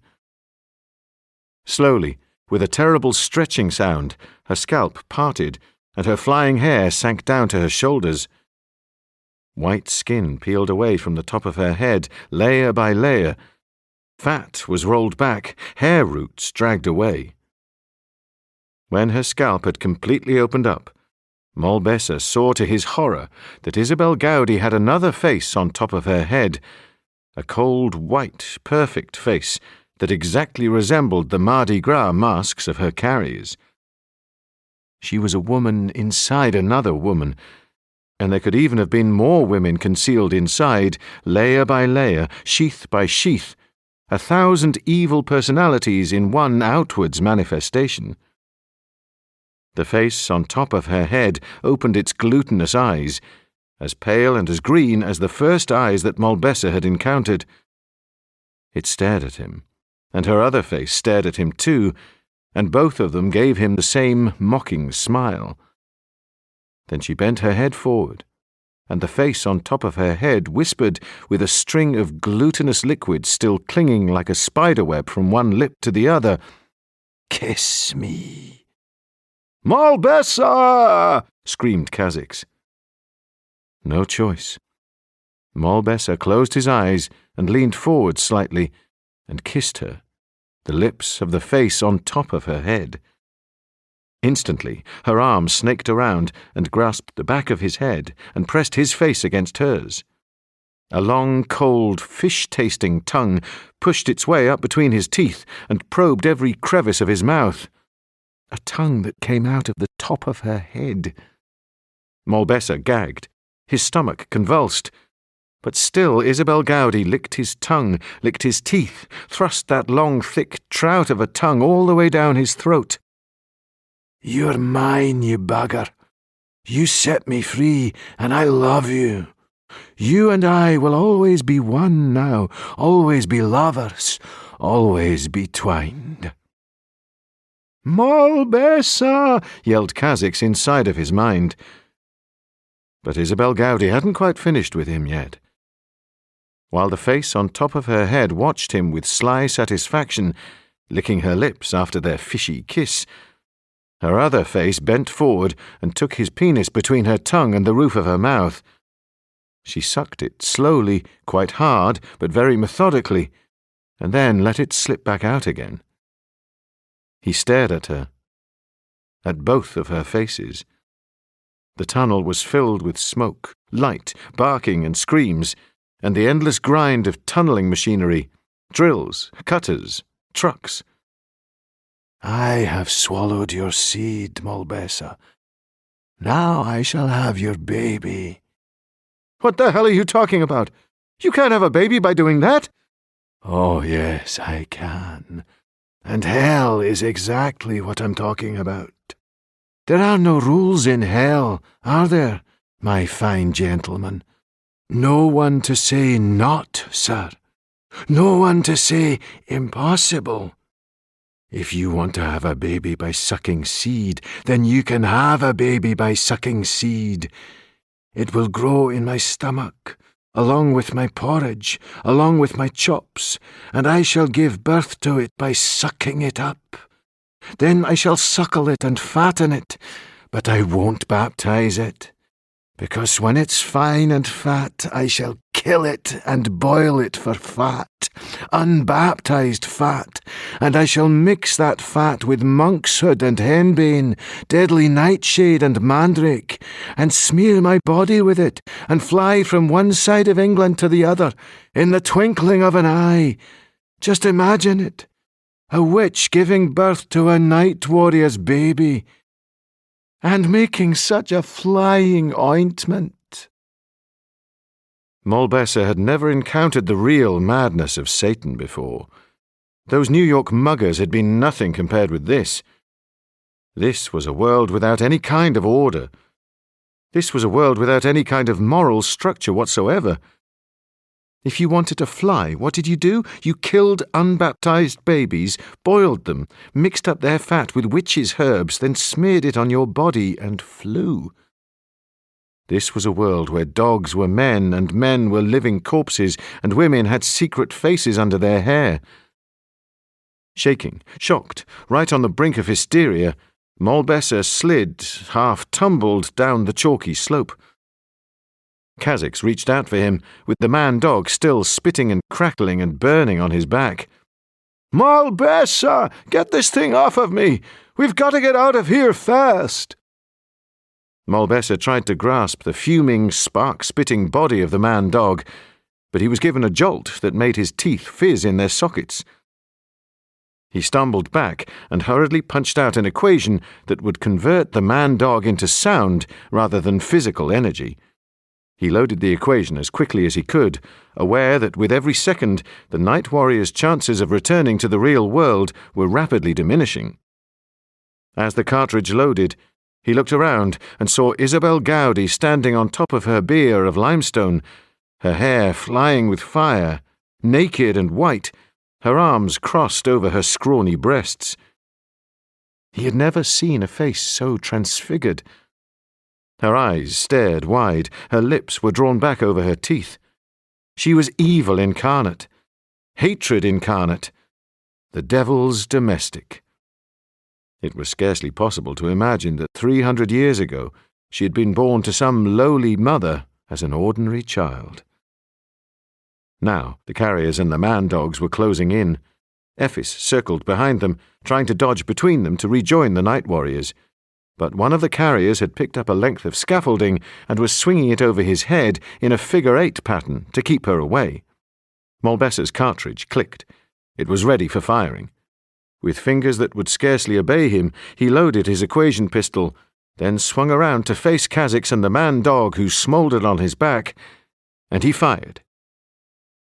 There was a moment when he couldn't believe that his equation had worked. Then he heard an echoing sound like a terrible shout down a subway tunnel, and the man-dog vanished. Kha'Zix swayed for a moment, then dropped to his knees, weakened and shocked, his accumulator connections still discharging random bursts of energy. Mollbesser knelt beside him. "We zapped the dog. Are you okay?" "Get back," Kha'Zix insisted. "We have to get back." "But I still have the night plague," Mollbesser insisted. Kha'Zix looked up at him. "If we don't get the Godfrey Daniels out of here now, then believe me, night plague will be the last of our worries." With Mollbesser's help, he heaved himself up onto his feet. "Ephis," he called. "Keldak, Zasta, come back here, fast as you like." Ephis dodged left, then right, then slalomed her way through the motley company of carriers, scattering 3 or 4 snarling man-dogs, and pirouetted into position close beside Mollbesser, as if she had just successfully completed a winning round in an international ice dancing contest. Keldak came back more slowly, followed by Zasta, who had only one knife remaining, a heavy throwing knife which he had been saving for his last defence, to cut his own throat if necessary. Malbessa said, "It's not quite Alamo time yet, old buddy. Leastways, I hope not." The dream was beginning to change. Having been released from her limestone tomb, Isabel Gowdie was waking up. The tunnel walls began to darken, the halogen lights began to fade. The cacophony of drilling began to take on a deep, rhythmic throbbing. As they came nearer, the man-dog's flesh dwindled on their bones until they were stalking across the floor of the tunnel as wolfish skeletons. The carriers, too, started to lose their substance until they were scarcely more than stained grey sheets from a plague hospital billowing in the wind. Kha'Zix raised his hands above his head and, with the last of his power reserves, created the flickering blue octagon which was their portal back to the real world. He guided it slowly downwards, all around them, and the upstairs bedroom at Tennyson reappeared. The last they saw of Isabel Gowdie's channeled tunnel was the slimy tunnel floor, which had now flushed a deep crimson colour, a dream metaphor for Isabel Gowdie's sex. Then the dream vanished, and they were back.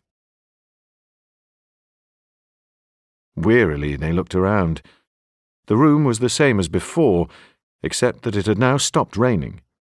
The drapes were still sodden, and water dripped everywhere, but there was no wind, no storm, no feeling that Tennyson was two different locations at once. "She's woken up. She's alive," said Kha'Zix. "I thought if I took off the blindfold," Malbessa began. But then he admitted, "I don't know what I thought. She had me wrapped around her little finger." "She takes her power directly from Satan," said Kha'Zix. "We didn't stand more than a 1 in 10 chance of destroying her anyway." "Who said that?" asked Ephis. "Springer," Kha'Zix told her. "I know that she didn't tell you, but then she didn't want to knock your confidence first time out." "God almighty, knock our confidence," Malbessa retorted. He smeared sweat from his forehead with the back of his hand. "We were an inch away from being massacred." "What do we do now?" asked Zasta. Kha'Zix said, "We have to report back to Springer and recharge our energy. Then we have to go searching for Isabel Gowdie again." "But if she's escaped from the tunnel, how are we ever going to find her?" Keldak wanted to know. "Oh, we'll find her," said Kha'Zix. "Whether we'll have the power to destroy her when we do, well, that's something else altogether." One by one, the night warriors rose into the air, their molecules absorbed through Tennyson's ceiling and out through the roof. Outside, it was already morning. A sullen red sun shone through the freezing fog, and West London lay spread out beneath them like a deserted Macedonian battlefield after the Visigoths had stormed their way through. They followed the curve of the Thames until they reached Richmond Hill, where they sank at last through the fog and back through the roof of Springer's top-floor apartment. Malbessa grabbed Zasta's hand for one brief moment, and then they sank back into their sleeping bodies, as softly and silently as leaves falling onto the surface of a trout pool. Chapter 9. Frightening Child. Stanley was woken up by a violent spasm in his stomach. His whole abdomen was distended, churning in the throes of peristalsis. He tried to cry out, but his throat was dry and tightly constricted, and he could hardly draw breath. "God, I'm choking," he thought. "God help me, I'm choking." He pushed back his bedclothes and fell sideways out of bed onto the floor. His stomach heaved again, and the dryness in his mouth was suddenly awash with acid bile. He pressed his hand against his stomach, and he could feel it heaving and twisting, almost as if there was some kind of living creature inside it trying to struggle its way out. The last time he'd felt anything remotely like it was when Eve had been expecting Leon, and Leon had kicked her as if he had an exercise cycle inside of her. Stanley managed to drag in one long, thin, whining breath. He climbed up onto his knees and then heaved himself upright by hanging onto the side of the bed. He felt something in the back of his throat, something whip-like, and he retched explosively. Step by step, he staggered across to the door, opened it, and crossed the corridor to the bathroom. He scarcely made it. He didn't have time to reach the toilet, so he dropped onto his knees next to the bathtub and hung over the edge of it. The full force of the night plague stirred his stomach and convulsed his throat, and then he felt a thick, greasy bulk forcing its way upwards, right up into the back of his throat, something that stank sweetly of decaying garbage. He couldn't speak, couldn't cry out. He arched over the bathtub, and inch by inch, convulsion by convulsion, out it came. A huge, tangled mass of rats, some of them fully grown, their eyes staring and their fur slick with stomach juices. Some of them half-grown, some of them embryonic, with pink mutated bodies and eyes like blood clots. Stanley vomited and vomited until the last tails and legs writhed out between his lips, and a 3-foot mass of rats lay grey and shuddering in the bathtub. Stanley was too weak and disgusted to do anything but kneel by the tub with his forehead pressed against the cold metal, spitting and spitting in an attempt to rid his mouth of the foul taste of 20 or 30 rotting and partially digested rats. He could see that the rats' tails had become inextricably intertwined, which occasionally happens in an overcrowded nest. The more they try to pull away from each other, the tighter the knot becomes, until they form a rat king, from which they can never escape. At last, Stanley was able to climb to his feet. He went to the basin and poured himself a large glass of water and swilled out his mouth. Then he squeezed toothpaste onto his tongue and sucked at it until his tongue and his cheeks burned with peppermint. He looked at himself in the mirror over the basin. His face was grey and waxy, and he looked exhausted. "How long," he thought, "before this night plague kills me? How long before I end up in hell, unredeemed, unredeemable, an outcast for all eternity? Papa, Mama, was I born for this?" He found a large grey dustbin bag in the kitchen, returned to the bathroom, and queasily swung the mass of rats out of the tub. He listened, but it didn't sound as if anybody else were awake yet. He dragged the bag into his bedroom and dressed. Then he quietly left the apartment with it. The morning was very cold and ghostly. With the bag on his back, he walked down the hill and crossed the road to the banks of the Thames. The water was dull, like breathed-on steel. It even smelled cold. Through the fog, he could see the trees of Eel Pie Island and the outlines of moored boats.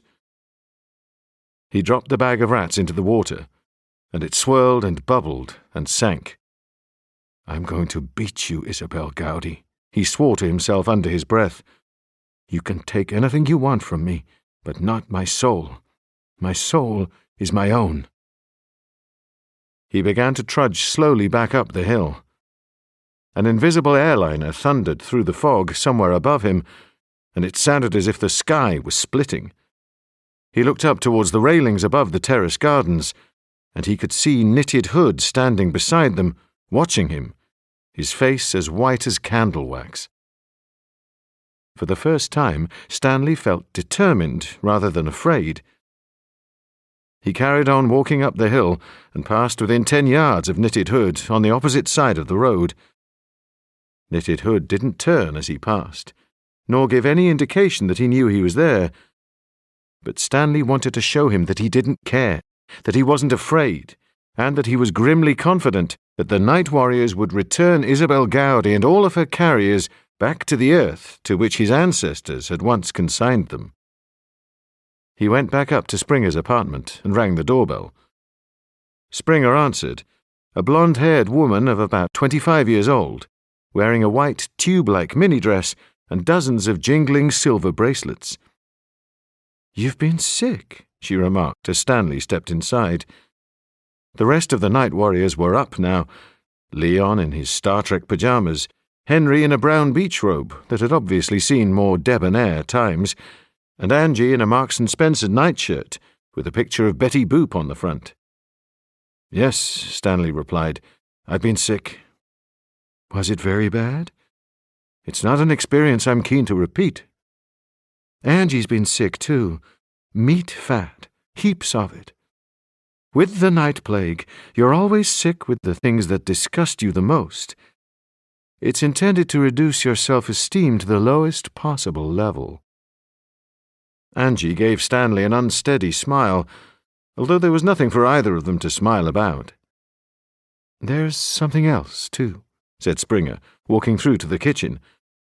"Angie had a dream of her own this morning, after you arrived back from Isabel Gowdie's dream, and before she woke up." "I couldn't help it," said Angie. "I tried not to have it, but I couldn't stop myself." Springer was making espresso coffee in a French cafetiere. "She dreamed that she was having sex with her boyfriend Paul, and with Paul's best friend, Mac," put in Angie. "His real name's Kenneth, but he comes from Glasgow." Springer said patiently, "Paul and Mac, yes. That means that both of them are now victims of a secondary infection of night plague. And only Asha Poland knows how many girls they know between them, and how quickly the night plague will spread once they start dreaming." Stanley stood close to Springer, watching her make the coffee. Although he had been so violently ill this morning, and his stomach still ached from all the muscular convulsions he had suffered, he found that she aroused him. Maybe she intended to arouse him. Maybe she was testing his licentiousness. Maybe she was seeing just how far his morals had decayed. Her breasts swayed under the thin white wool of her dress. The curve of her bottom was clearly defined. But as he moved closer, she picked up 2 cups of coffee and deftly moved away. "Remember," she said, arching one eyebrow, "I am nothing more than Ashapola's messenger." He followed her into the sparsely furnished living room. While they had been talking in the kitchen, Gordon had arrived from his hotel, wearing baggy green corduroy trousers and a floppy yellow sweater with stains on the front. Springer said, "None of us are overjoyed at what happened last night, but you are warriors, fighting a sacred war, and in this war, like all others, you will have to face up to serious setbacks." "What do we do now?" asked Gordon.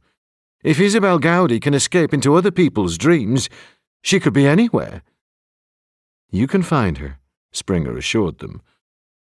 "The first thing to do is for you to travel to Dover and inspect the real workings for the Channel Tunnel. You will probably discover that when you dug Isabel Gowdie out of the chalk in her dream, there was a natural collapse of rock which released her body in reality, too. When you left her, she was waking up, and she will have left the tunnel as a real woman as well as a dream woman. Real people can be followed. Real people can be traced. She has no clothes, no money, and very little knowledge of modern Britain. If you can find where she went in reality, then you will have a much better chance of picking up the resonance of her dreams, too." "So we're off to Dover again, are we?" asked Gordon. "You can borrow my car." Springer smiled. While Stanley was brushing his hair, Angie came into his room, still wearing her Betty Boop nightshirt. She stood beside him, watching him for a while. Then she said, "Do you think we'll ever find her?" Stanley put down his hairbrushes. "Oh, we'll find her all right. We have to. Otherwise you and I are going to wind up dead and damned." She said nothing for a while. Stanley tugged a rust-colored sweater over his shirt and put on his Rolex, the one that the San Francisco Baroque Ensemble had given him after their performance of Frescobaldi's Fiori Musicali at Carnegie Hall in New York. The New York Times music critic had described Stanley's playing as sublime. The description Baroque may have been etymologically derived from the words for rough pearl, but Eisner is the most polished pearl in an ensemble that is a crown of polished pearls. Angie said, That dream I had this morning, about Paul and Mac. What about it? It was only a dream. Yes, I know, but it was the same sort of dream I had about you. I was all wet afterwards. What do you want me to say? That I'm jealous? How can I be jealous of a dream? Angie came up close to him. I shouldn't have done it, though, should I? It gave Paul the night plague too, and Mac. That's the nature of the night plague, sweetheart. That's how it spreads itself. It wasn't your fault. But I should be punished, shouldn't I? Punished? She tugged up the front of her nightshirt, twisting it around in her hands. You should beat me or something for having a dream like that, don't you think so? Stanley looked her up and down. He was about to say, "Beat you? Of course not." But then a small, dark feeling uncurled itself inside of his mind, like a curled-up centipede. He came up to her and cupped his hand without any hesitation between her legs, and roughly kissed her forehead. "Maybe you're right. Maybe I should beat you." She closed her eyes and offered her mouth. He kissed her lips, and then clenched her tongue tightly and painfully between his teeth. He tasted blood. She winced and tried to cry out, but it was almost 10 seconds before he let her go. "When we get back from Dover," he told her, "I'm going to give you just what you deserve." The fog cleared as they drove through Kent, and by mid-morning the day was cold and golden. They stopped for lunch at the Bell, in a picturesque village called Masterton. Stanley was enchanted by the Bell. It had been built in the 15th century, with stone floors and open fireplaces. They sat together at an oak table, close to the fire, and ate huge steak and kidney pies and drank pints of Theakston's bitter. The winter sun shone through the wood smoke, and for a while Stanley could understand how easy it was in England to pass in a dream from one century to another. Here in Masterton, the centuries were layered one on top of the other, like the pastry layers on top of his pie. They drove on until they were crossing the chalky downs just above Dover, with the landscape already beginning to grow grainy and dark. None of them had spoken much during their drive. They were too anxious about how they were going to find Isabel Gowdie and what they could possibly do to deal with her when they did. Springer's old Humber was automatic, so Stanley had been able to do most of the driving. Henry had declined. He didn't like to drive, especially in a country where nobody else on the road knew their left from their right, and where they all drove so damned fast. As they descended Jubilee Road, the curving ramp that led them down towards the docks, the streetlights flickered on. The English Channel was congealing in the gloom like cold grey wallpaper paste. Gordon said, "I can't see how Miss Gowdie could have gone very far. Not without any clothes. Not without money." "Don't ever underestimate the servants of Satan," said Henry. "She managed to survive a death sentence from the Scottish court. She managed to survive 3 centuries buried in solid limestone. She managed to get away from 5 of the most powerful of all the night warriors. Finding herself some clothes isn't going to present much of a problem to a lady of that kind of determination." They drove westwards from Dover until they reached the Channel Tunnel workings. In Isabel Gowdie's dream, they'd been able to gain direct admission to the tunnel. In reality, they were stopped at the high wire perimeter fence by a security officer with a beefy face and a blue paramilitary sweater. He slid open the window of his prefabricated office, letting out a strong smell of paraffin heaters. "Can't let you in without proper authority," he announced. "Actually, we're looking for somebody," put in Gordon, winding down his window and sticking his head out. "Who's that, then?" asked the security officer. "A woman, rather pale. We wondered if you might have seen her." "She belonged to the company, then?" "Well, not exactly, but we're certain she was here." "What was her name, then?" Smith." The security man slowly shook his head. He was obviously beginning to think that he was dealing with a carload of fruitcakes. "Nobody like that around here, mate. Lost, is she, or what?" "Sort of lost, yes," said Gordon. Police station's your best bet, then. She wouldn't be wandering around here. We've had to clear the site in any case." "You had to clear the site? Why?" asked Stanley. "Didn't you hear it on the news? Had a bit of an accident last night down in the tunnel. Whole load of Semtex went off. Side of the tunnel collapsed, 2 blokes killed, 6 injured. So there wasn't much chance of any woman wandering around." "All right, officer, thank you," Stanley told him. They turned the car around and drove slowly back towards Dover. Stanley said, "So that was how she got out of the tunnel net in real life. Once her dreaming self was released, she was able to arrange a little accident to release her real self. This is one magical woman." "You sound almost admiring," Gordon remarked. "As far as I'm concerned, she's a total and absolute bitch." "Whatever we think of her," said Henry, "the question is, how do we find out where she's gone? She could still be in Dover. She could have gone anywhere." "Maybe that security guard had the right idea," said Stanley. "Maybe we should try asking at the police station. If somebody's seen a naked woman walking around the streets of Dover, then they've probably reported it. Likewise, if Isabel Gowdie's stolen any money or any clothes." It was dark by the time they found the Dover police station. The duty officer behind the counter was patient but unhelpful. No, he couldn't tell them if any thefts of women's clothing had been reported during the day. No, he couldn't tell them if a pale-faced woman had been seen stealing money. No, he couldn't possibly divulge if any naked women had been observed near the Channel Tunnel excavations. And why did they want to know? They left Dover feeling despondent and drove back towards London on the main road.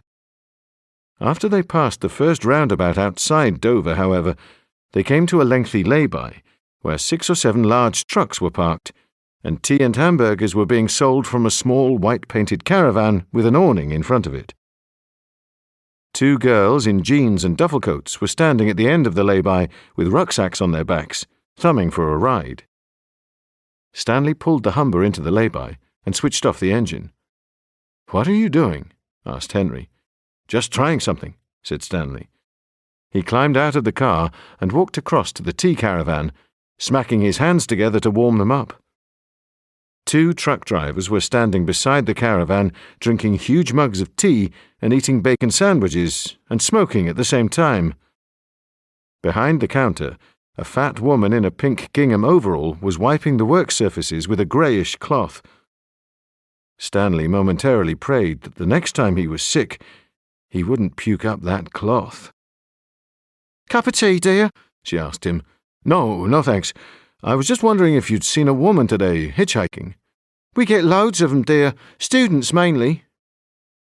"I don't think you could have missed this particular woman," Stanley told her. "She's real thin, with green eyes and white hair. I don't know what she was wearing, but that's the way she looks." The woman blasted steam out of her tea urn. "Oh, yes. She was here a little bit earlier on, as a matter of fact. She asked me for a cup of hot water, and when I gave it to her, she drank it straight off, even though it was practically boiling. I said, 'You'll scald your insides doing that,' but all she did was smile." Stanley felt a burst of excitement. "Found you, you witch woman," he thought. "Tracked you down. Now we'll see who can manipulate whom." "Did you see which way she went?" he asked the tea lady. "She got a lift," the tea lady sniffed. "Giss another cuppa, Doris," said one of the truck drivers, banging his mug on the counter. "Oh, and a packet of cheese and onion too, would you?" "Did you see who gave her the ride?" Stanley persisted. "Was it a truck or a car?" "It was a lorry, I think," the tea lady told him. "One of them big foreign ones, Dutch or something. Blue and white, with a kind of a blue and white flag on the back." "What time was this?" "Oh, not all that long ago. About an hour and a half, not much more." "You're an angel," Stanley told her, thinking, "Shit, we must have practically driven past her." One of the truck drivers gave a forced, hollow laugh. "If she's an angel, mate, then I think I'd rather go to hell." Stanley gave him a tight smile. "Believe me, friend, you wouldn't. Not at any damned price." He returned to the car and immediately started the engine. She was there, only about an hour ago. She was given a ride in a blue and white truck. It was a big truck, so I guess the chances are that it's going to stay on the motorways. God, I wish I had a half-decent car instead of this junker. They drove steadily through the darkness, mile after mile, checking out every single truck they passed. They flagged down one Danish truck, loaded with garden furniture, but the driver hadn't picked up any hitches today. They gave him a pack of Benson and Hedges for his trouble and drove on. "This is like looking for a needle in a needle factory," Gordon complained. "They could have turned off anywhere." "We'll find her, believe me," Stanley insisted. "I just have this feeling about it." 60 miles further on, however, when they crossed the Kent border on the M25 motorway and started to head westwards through Surrey, even Stanley was beginning to despair. There were no blue and white trucks anywhere, Dutch or Danish or domestic, and soon they would have to turn off towards Richmond and back to Springer.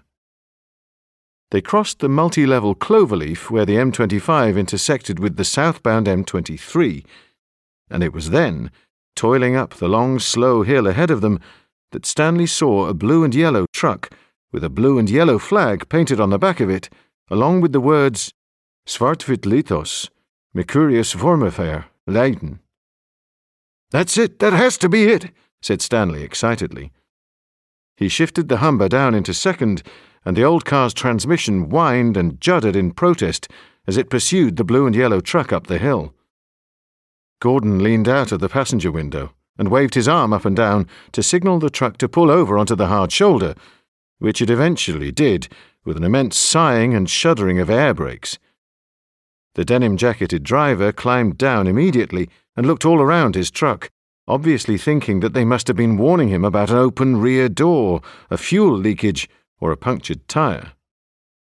Stanley approached him as he came around the rear of his truck, a burned-down cigarette filter pinched between his lips. "Pardon me, sir, I'm real sorry to stop you like this, but we're looking for a girl, a hitchhiker, very pale face, green eyes, white hair." The truck driver nodded. "Yes," he said, in a glottal Dutch accent. "Have you seen her?" asked Gordon. "Yes." "Is she on board your rig now?" "No." "Do you happen to know where she went?" "I let her off back there on the motorway. She wanted to go to the sea." "To Brighton?" asked Angie. "Well, it was somewhere that sounded like Brighton, but, not quite the same." "Brighthelmstone," suggested Gordon as a sudden inspiration. "That's right, that's the place," the truck driver agreed. "Where's Brighthelmstone?" Stanley asked Gordon. "It's the old 18th century name for Brighton, before the Prince Regent discovered it and made it fashionable. Back in the days when it was nothing but a fishing village. Isabel Gowdie would have called it that." "That's great. What are we waiting for?" They sped as fast as they could to the next exit, drove around the roundabout, and back towards the M23 and Brighton. Although it was dark, Stanley was conscious of the shape and smell of the countryside through which they passed. In some ways, it reminded him of driving through Connecticut. Less densely forested, less rural, but indescribably older. In Connecticut, there were plenty of ramshackle coaching inns down scarcely used side roads, and some sad and abandoned country mansions. But here, the coaching inns were lit up, ready for business, and lights shone across the fields from grand and distant houses. "Why does this put me in mind of Transylvania?" he asked Angie. "I feel if we stop at one of these pubs, we're going to find everybody wearing garlic round their necks and turning their backs on us when we ask for a pint of beer."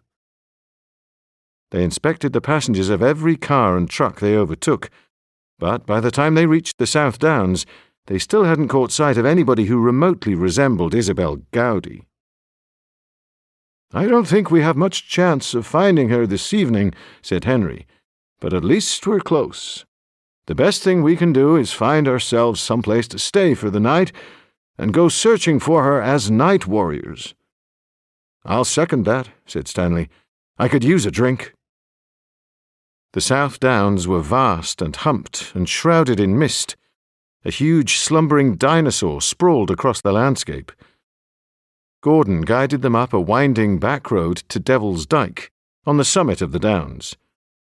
To the south, just below them, they could see the lights of Brighton glimmering across the horizon, and beyond Brighton, the foggy darkness of the sea. "This is a short cut," Gordon told them. "We may even arrive in Brighton before Isabel Gowdie." Brighton, to Stanley, looked like San Francisco's aged aunt. It was precipitously hilly, it was on the sea, and it was crammed with antique shops and fashion boutiques and shops selling 501s and studded motorcycle jackets. What impressed Stanley, however, was how much older it was than even the oldest quarters of San Francisco. As they passed a roundabout called 7 Dials, they passed the sweeping curve of a white-painted 18th-century terrace, and then they plunged downhill between rows and rows of small Regency houses towards the seafront. Gordon guided them along the front until they reached the Palace Pier, a cast-iron Victorian pier strung with lights, with a funfair right at the very end of it, a half-mile out to sea. Then he directed them further east towards Kemp Town. "I have a friend here, an artist. His house is absolutely vast. Provided we cross his palm with silver, he'll put us up for the night." Stanley parked the Humber in the private slip road in front of a huge, flat-fronted Regency house. They climbed out stiffly, and Gordon went to ring at the doorbell. A foggy, briny wind blew off the sea, and Stanley could hear the ceaseless seething of the tide. They waited for 2 or 3 minutes before the black-painted front door was opened, and a tall, thin, elderly man in a fez and a smoking jacket stood before them. Mounting the stone steps, Stanley could see that he was wearing dangling diamond earrings and purple eyeshadow, and that his wrinkles were thickly powdered. "Gordon, my dear boy, what on earth are you doing here? Who are all these people?" "Hello, James. These are some friends of mine over from America. I decided on the spur of the moment to show them the sights of Brighton." James pursed his lips. "I didn't know that I was one of the sights of Brighton," he replied in a tart, Noel Cowardish voice. "Well, actually, you're not," Gordon replied. "But we could do with somewhere to stay for the night." "What's wrong with the Grand?" "Somewhere quiet and private," said Gordon. "You're not thinking of having an orgy, are you?" James demanded. He pronounced orgy with a hard G. "James, we simply need somewhere to stay. Somewhere completely undisturbed." James peered at them disapprovingly. "Well, I don't know, Gordon. It's scandalously short notice. And then there's, 5 of you, and that's 5 beds. Unless you're all thinking of sleeping in the same bed, mind you. And that's 5 complete sets of bed linen that have to go to the laundry. Not to mention the general disturbance, and the use of electricity and hot water and wear and tear on the carpets. They're all original Tabriz carpets, you know. The knotting is superb." Henry stepped forward and opened up his billfold. "Would £200 cover it?" James stared at him. "I think so.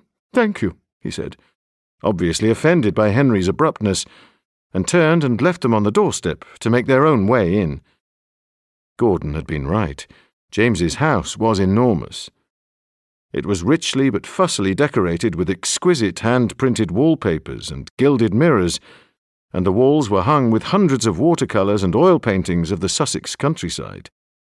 All of the furniture was antique, all of the drapes were velvet, with swags and ties and silk bows. In the main living room, a huge log fire was burning in an Adam fireplace, while 2 bulbous-eyed Boston Terriers basked in front of it on a huge Chinese cushion. "This stuff must be worth a fortune," breathed Henry. "James inherited it all from his mother, Lady Hurstpierpoint," Gordon remarked. "God knows what's going to happen to it all when James passes on." "Looks more like a museum than someone's house," Angie remarked. Leon said, "I think it's neat. It's just like one of those old movies." "You could only be American," James said to him, sweeping in from the opposite doorway. Only an American child could be impressed by great art because it reminds him of a film. I suppose I remind you of Laurence Olivier." "No, Roddy McDowell. "Who?" You know, he was in Planet of the Apes." James fixed Leon with a purple stare. "I think I'd better show you folks to your rooms before you poison the air even further with your crassness." The bedrooms were all furnished in the style of an English country house, with pale Regency stripes and mahogany four-poster beds. Angie took hold of Stanley's hand and squeezed it and said, "It's brilliant, isn't it? Only a pufter could decorate a house like this." It was well past 8 o'clock, so they decided to go for dinner. There was a strange new camaraderie between them, partly because Stanley had been less cantankerous today. He still felt nauseous and headachy and irritable. He was still troubled by the blackest of momentary thoughts. Pain, violence, sadistic acts. But he felt more positive today. They were tracking down Isabel Gowdie.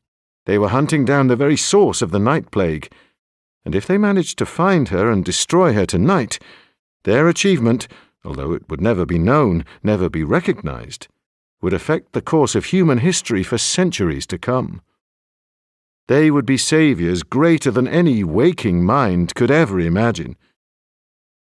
Henry had an appetite for Dover sole, so they went to Wheeler's in Market Street, a small, crowded Victorian fish restaurant on 3 rickety floors, and ordered Colchester oysters and grilled sole with a bottle of chilled white wine. They walked back to James's house feeling warm and well-filled, and as relaxed as they possibly could be. Leon yawned and said, "I'm so tired. I could sleep for a week." Leon went to bed, while the rest of the night warriors sat in front of the dying fire with James and shared a bottle of Fleury. James said, "I sense something peculiar about you, Gordon. You seem to have changed a great deal since the last time you were here. You seem to have gone slightly mad, if you don't mind my saying so." Gordon held up his left arm and tugged down his sleeve. "Not just mad, James." James stared at his empty sleeve. "Is that a trick? Where's your hand?" "Lost it," said Gordon. "Dog bit it off." James was shocked. "A dog bit your hand off? I can scarcely believe it. Didn't it hurt?" "Of course it hurt, you idiot." "But don't you mind?" "Too bad if I do, it won't grow back again. I didn't particularly want to be a professional juggler in any case." "My dear boy," said James, still shocked, but increasingly enthralled. "Do have another drink." It was well past 12 o'clock before they went to bed. Not many hours of the night left for fighting. Stanley checked that Leon was asleep, and then tiptoed along the board-creaking corridor to his own room. In the large four-poster bed, Angie was waiting for him. She was lying back on the plumped-up pillow, the silk-covered eiderdown drawn up to her waist, bare-breasted, her eyes misted with the kind of desires that most girls could only guess at. "We have to sleep," Stanley told her, unbuttoning his shirt. "You promised to punish me." "If you go to sleep now, I'll punish you twice as hard tomorrow." "You promised." Her voice was congested with passion. Stanley said nothing, but finished undressing. When he was naked, he walked over to the bureau and picked up a silver-backed hairbrush. Then he crossed over to the bed and dragged back the eiderdown. Angie held out her arms for him. "Oh no. You wanted punishment. Punishment is what you're going to get." He seized Angie's wrist and tried to turn her over, but Angie kicked and fought back, her breasts bouncing, her teeth clenched. Stanley grabbed hold of her hair, twisted his fingers into it, and forced her to turn over onto her stomach. She screamed and wrestled, but he pulled her hair even harder. "You bastard, that hurts! Let go of me! You bastard, you bastard, you bastard!" He pulled her over his knee, still keeping his grip on her hair, and smacked her hard on the bottom with the hairbrush, bristle side down. Her white bottom flushed red. He smacked her again, and then again, while she screamed and panted and swore at him, and the scarlet flush spread wider and wider across her cheeks. He noticed, though, that she wasn't struggling any more, not really struggling. He spanked her again, and as he did so, he released his grip on her hair.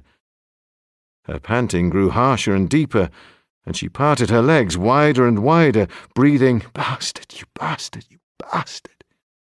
Her eyes tight shut, she raised herself up on her arms, her back arched, her buttocks clenched, and then she gave a deep, suppressed shudder. Stanley couldn't tell how much self-control it had taken for her to bury her orgasm so deeply, but when she rolled off his knees and onto her back, her eyes were completely unfocused, like the eyes of somebody concussed. "You bastard," she whispered.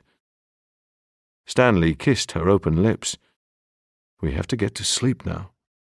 "Can't I sleep here?" "No, just in case something goes wrong." "You're not married anymore." "All the same, I have to think about Leon. And I have to think about my mother, too." "You're too good to be evil." "I'm fighting it, believe me." Angie touched his bare shoulder, traced the line of his collarbone with her fingernails. "Do you think we're going to die tonight?" He didn't smile. Everybody has to die sometime. She turned her head sideways and sank her teeth into the muscle of his forearm, so hard that she drew blood. Stanley winced and wrenched his arm away. "Now you'll have to punish me again tomorrow," she whispered. He half turned away, then he slapped her face with his open hand, once and then again. Her cheeks flared scarlet. "Get to bed, you bitch," he snapped at her.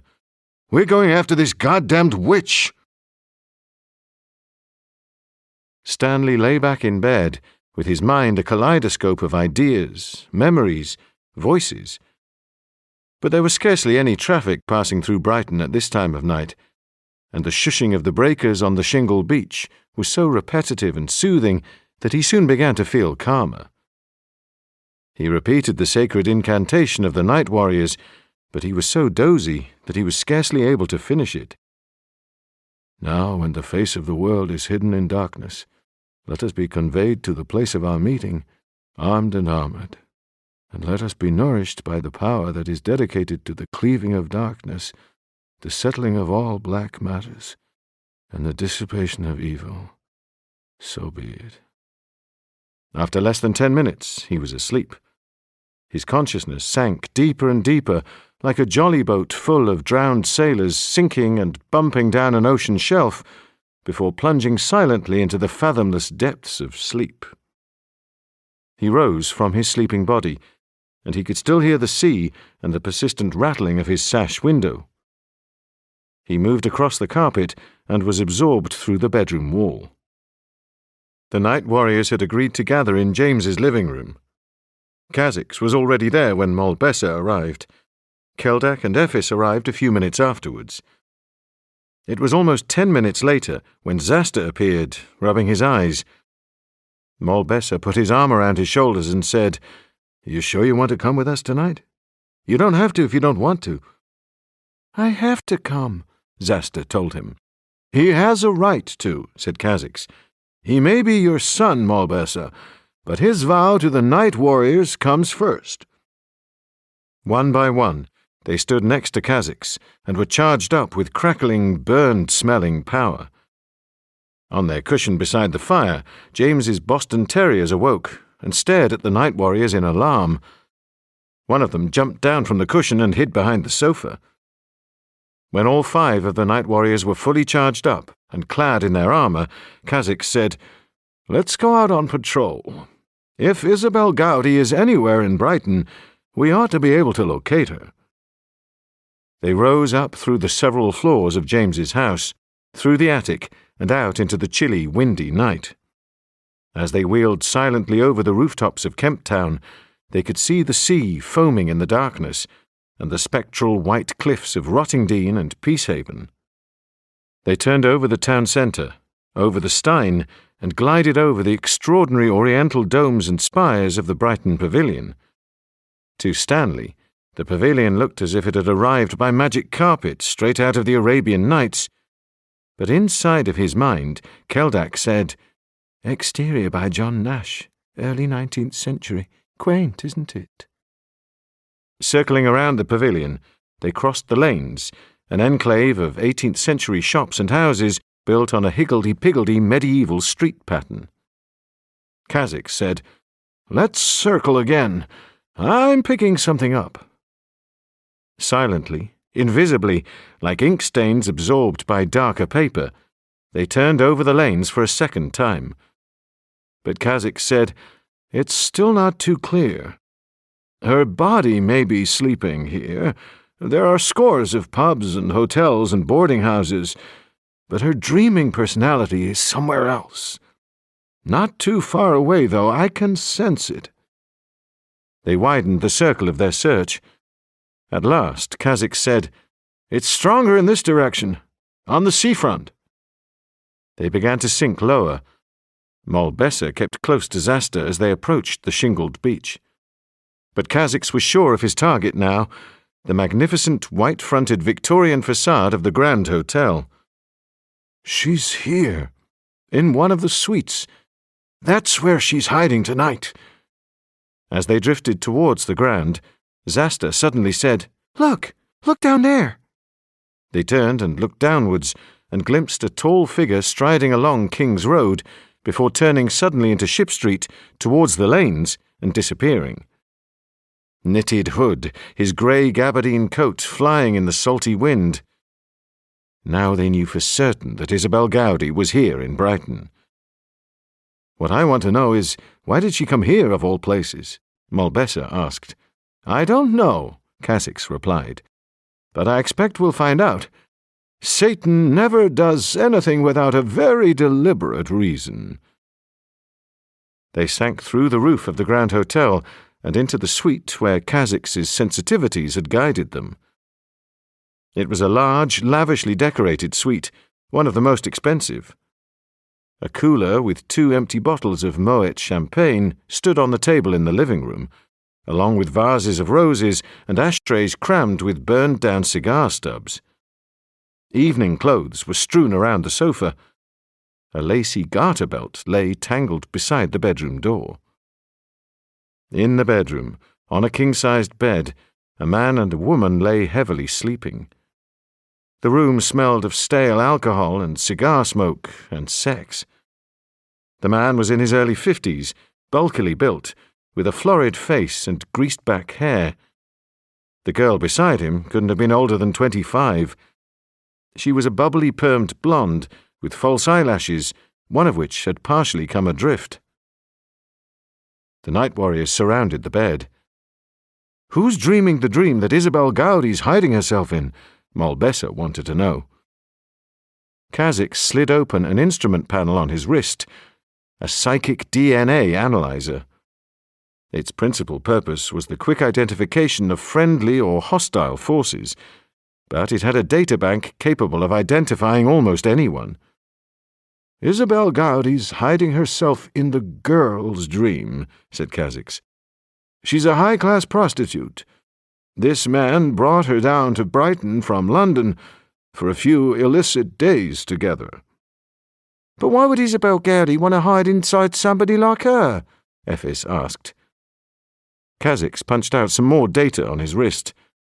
"I think I'm beginning to get the picture. He's a politician, a member of the cabinet. The girl knows plenty more of them, and sleeps with plenty more of them. Isabel Gowdie's probably having sex with her inside of her dream to infect her with the night plague. Think of what could happen if half of Her Majesty's government lost their souls to Satan." "If you ask me, half of them have already," put in Keldak. "This isn't a joke, Keldak," Kazakh told him, the dim light glinting on his crimson helmet. "We're talking about a whole nation here, ruled by men without any principles at all, except the principles of cruelty and mayhem and massacre. You've seen what the night plague's done to your country already. You've got riots in your country townships, looting and mugging in your urban ghettos. The London subways used to be safe. Now they're as dangerous as New York's. Now you're going to have official chaos, official insurrection. You're going to go back to the Middle Ages, my friend, when nobody was safe." Keldak said, "Let's just get after her, shall we?" "You bet," Kha'Zix told him. "Now, stand close." The night warriors stood shoulder to shoulder. Kha'Zix lifted his arms, and the brilliant blue octagon materialized above their heads. Slowly it sank downwards to the floor, encircling them, reflecting from their visors and their armor plate. Instantly they were flooded with sunlight. They found themselves standing on the Brighton seafront on a warm midsummer day. The sky was bright blue, with tiny puffy clouds. The sea danced brightly on the shingle.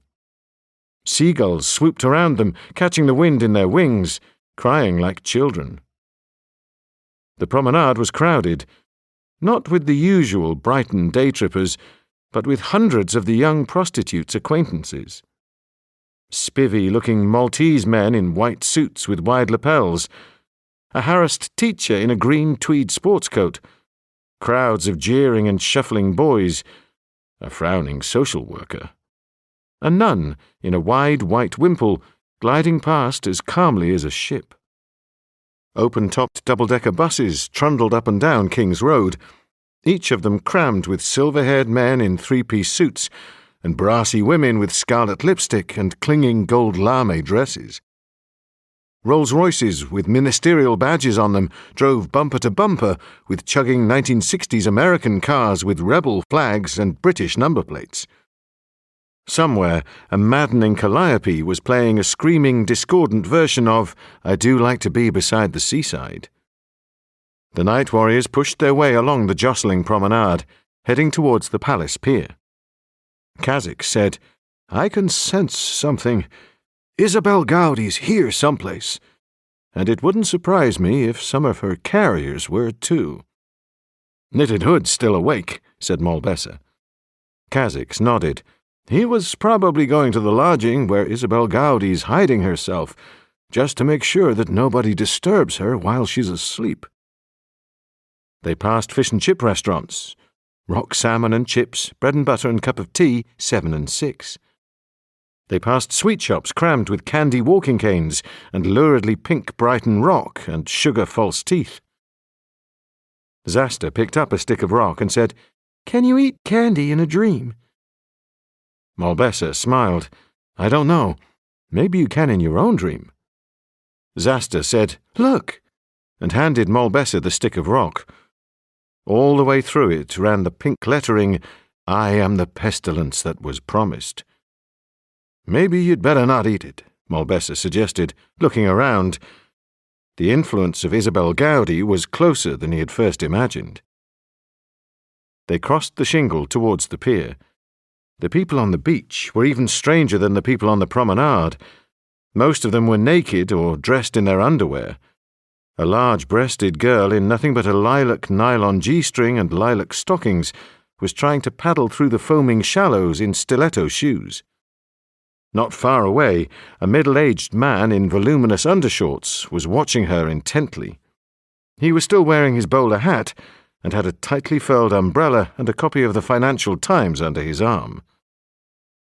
Further along the beach, a ginger-headed man in a crumpled grey suit kept falling sideways into the surf, while his wife tried to snatch him upright.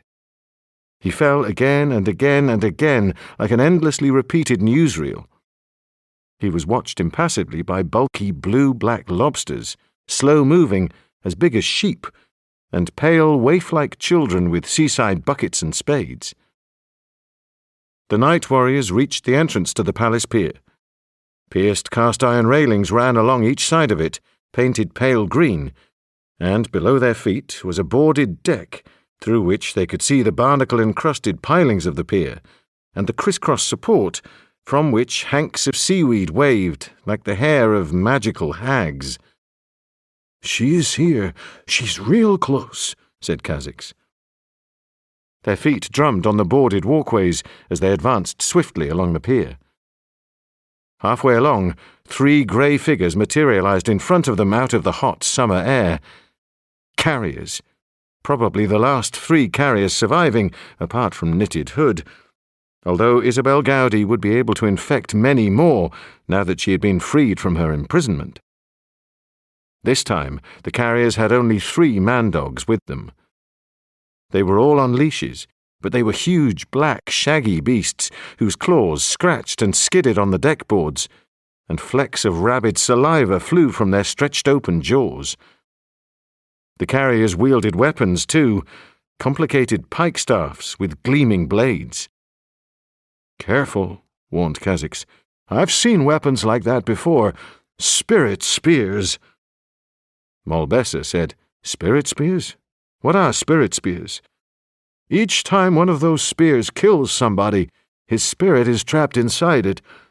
So the next time the owner wants to use the spear, he promises the spirit inside it that he can have the body of whoever he happens to hit and live again, while the spirit of whoever he kills has to take his place inside the spear." "Bloody hell," said Ephes bluntly. Kha'Zix nodded. "Believe me, the spirits inside of those spears make absolutely certain that they hit their targets. Wouldn't you?" Molbessa said, "In that case, time to do a little mathematical conversion." But there was no time to waste. The carriers let slip the leashes of the man-dogs, and the huge beasts came bounding along the pier towards them, screeching and snarling and roaring in rage. Keldak fired a fist at the leading dog. It exploded through the man-dog's teeth and vanished with a hollow whistling noise down his throat.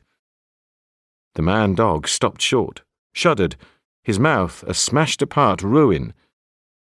Then he blew up, and ribbons of intestine and grisly fur sprayed in all directions, and the fortune-telling booth close beside him was instantly painted red.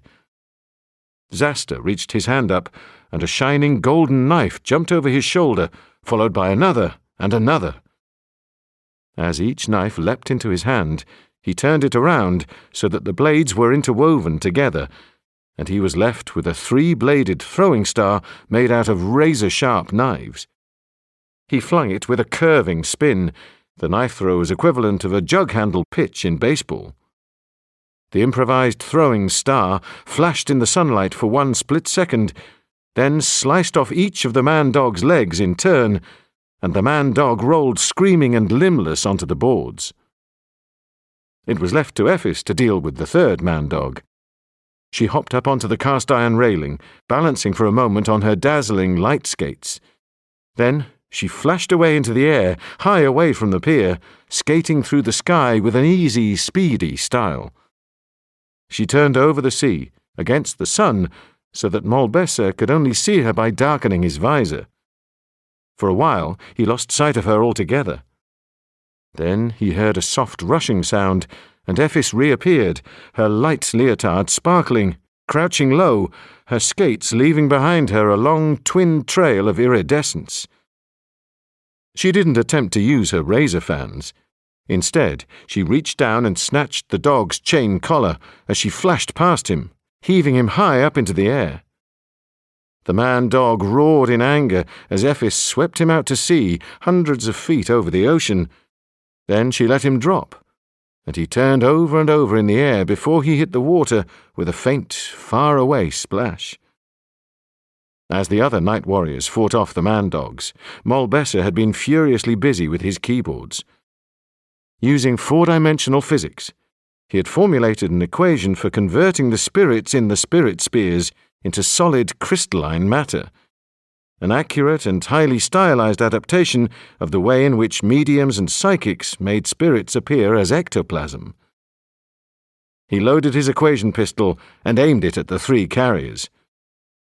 But before he could fire, one of the carriers leaned back and launched his spirit spear. They could all see it coming. It flew through the sunshine with a faint sighing sound, more regretful than hostile. Kha'Zix shouted, "Look out!" and discharged a blast of pure energy from the ends of his fingertips, but there was nothing that any of them could do. The spirit spear struck Keldak's helmet and penetrated right through to the back of his head. Blood sprayed all over the deck boards. For an instant, Malbessa was stunned. Somehow, he had found it impossible to believe that any of them could be casualties. This was only a dream, wasn't it? This wasn't even real.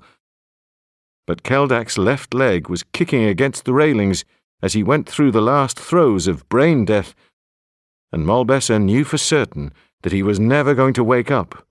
Never again. "Back!" Malbessa roared to the other night warriors, his voice strained with fury and grief. Then he fired his equation cartridge.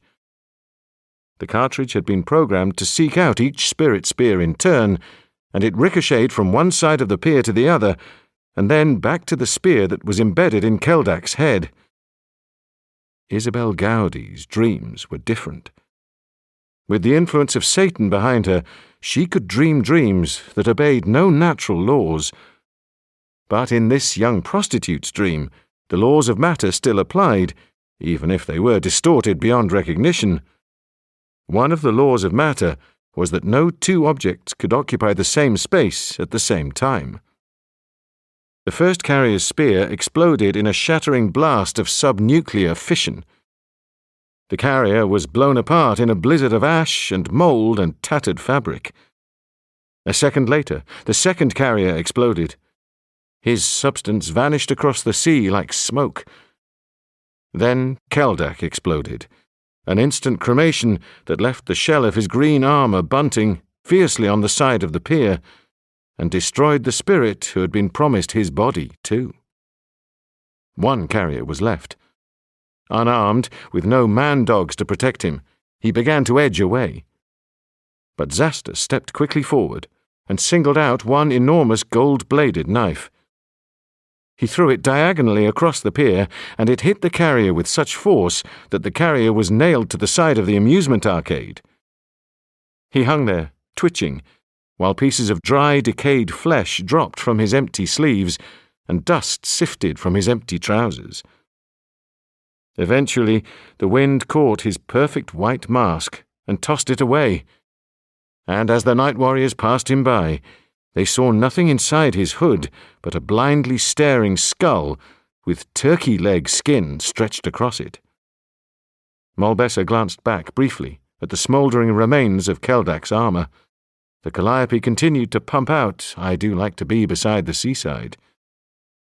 Malbessa looked back at Kha'Zix and asked, "She's still here? Isabel Gowdie? You still picking her up? I want her now, Kha'Zix. I want her real bad." Ephis was tearful. "Is he really dead?" she kept asking. "I mean, what's going to happen to his real body?" "He won't wake up, that's all," Kha'Zix explained grimly. "We'll have to find some way of disposing of him." The four of them spread out across the pier and made their way towards the funfair at the very end of it. The pier seemed like an isolated world of its own out here, a half-mile away from the shore. Looking back, they could see Brighton and the Downs and the sparkling shoreline. In front of them towered an old-fashioned Victorian helter-skelter, painted red and white, with a notice saying that you could see France from the top of it on a bright day. No sign of Isabel Gowdie. No sign of anybody. The Dodgem cars stood abandoned. The Candyfloss stall was empty. At the very end of the pier, however, stood a hall of mirrors. "There," said Kha'Zix. Without hesitation, the night warriors advanced on the hall of mirrors and went inside. The calliope played, "I do like to stroll along the prom, with the brass band playing tiddly-om-bom-bom." Malbessa stopped for a moment and watched himself in one of the tarnished mirrors as, in readiness for meeting Isabel Gowdie, he punched out a program that would convert a human being into a Möbius strip of harshly colliding atomic particles. In other words, he had decided to convert Isabel Gowdie into an endless loop of agony, to give her pain everlasting. Amen. It was sadistic. He knew that. But it was the night plague that had made him sadistic. Isabel Gowdie would receive a punishment which, without the infection that she had given him, he would have been incapable of carrying out. He relished the irony of that. He shuffled further into the Hall of Mirrors. He saw Ephis passing in front of him, but obviously she couldn't see him.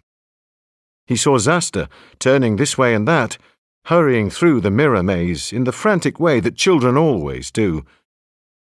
He looked to his left and saw Kha'Zix, feeling his way with every step. The Hall of Mirrors was hot and stuffy and smelled as if it hadn't been swept out for 50 years. Molbessa kept going, deeper and deeper, watching 6 of himself advancing towards the end of a corridor, until he discovered that the corridor had no end, but was a sharp left turning instead. He turned again and shouted, "Ah!" In the mirror facing him stood Isabel Gowdie, her face white, her eyes milky green, with white fire streaming from out of her hair. She was wearing a garment like a white kaftan, embroidered with white, although one breast was exposed, bearing a nipple like a small curled-up mollusk. "You dare to pursue me, Molbessa?" she hissed in his head, in a voice like a frying pan full of snakes. "I killed you once. I will kill you again." "Not this time, Miss Gowdie," Molbessa told her, and stepped cautiously forward, lifting his equation pistol. "This time, the Night Warriors get their revenge." Isabel Gowdie's eyes brightened. "You threaten me with pain? You threaten me with punishment? I am the Queen of Pain. I am the Queen of Punishment." "Then believe me," said Molbessa, preparing to squeeze the equation pistol's double trigger. "This one you're really going to enjoy." "You'd punish your children too?" Isabel Gowdie shrilled at him. "You'd sentence your children to eternal pain?" Molbessa hesitated. At that moment, he was joined by Kha'Zix, who said, "Molbessa, whatever you do, don't fire yet." "What's happened?" Molbessa demanded. "What are you talking about? What children?" Isabel Gowdie laughed shrilly. Then she dragged up her kaftan to expose her naked body. Her white stomach was hugely swollen and marbled with veins, as if she were 7 or 8 months pregnant. She grinned. "This is one of your children. You gave him to me only yesterday, don't you remember? Swallow him down, sick him up." "How can you have a baby in a day?" Molbessa retorted. "You poor, foolish night warrior. In a dream you can have a baby in an hour. In a dream you can have a baby in a minute." Molbessa tightened his finger on the trigger. "That's no baby. That's just a ploy." "Oh, it's a baby, all right. Our baby. The first unnatural union between a night warrior and a servant of Satan, and what a baby that will be. Brave, noble, powerful, and utterly corrupt. My lord and master will be delighted. And somebody will have to rule this world when the night plague has cut such a swathe through all of you." "That's it," Molbessa told her. "I've heard enough." "You'd condemn your children?" Isabel Gowdie grinned again. "That child inside of you is no child of mine." "But what about this one?" asked Isabel Gowdie. She reached out beside her, and, to Molbessa's horror, she dragged Zasta into view. His knives had all been stripped from his back, and he was tightly bound with white sparkling brambles. "Let him go, you bitch!" Molbessa bellowed at her. "Let him go!" "Why should I? He and his brother about to be born will make good companions. Besides, he needs to learn a thing or two, does Zasta, like the dangers of looking for witches in mirrors. Witches understand mirrors. Mirrors understand witches." Zasta cried out, "Molbessa, kill her! Don't worry about me." For a chipped-off fraction of a second, Molbessa was tempted to fire. But he could feel that it was the night plague tugging at his judgment, the black nudge of Satan. He slowly shook his head, backed away, and said, "No, Zesta, no way." "The mathematics," ordered Isabel Gowdie. "Unload the mathematics." Molbessa slid back the breech of his equation pistol and removed the cartridge. "All right. Are you satisfied now? Will you let Zesta go?" "Let him go? Are you mad?" "Never, as long as you come following me, Molbessa. Never, never, never.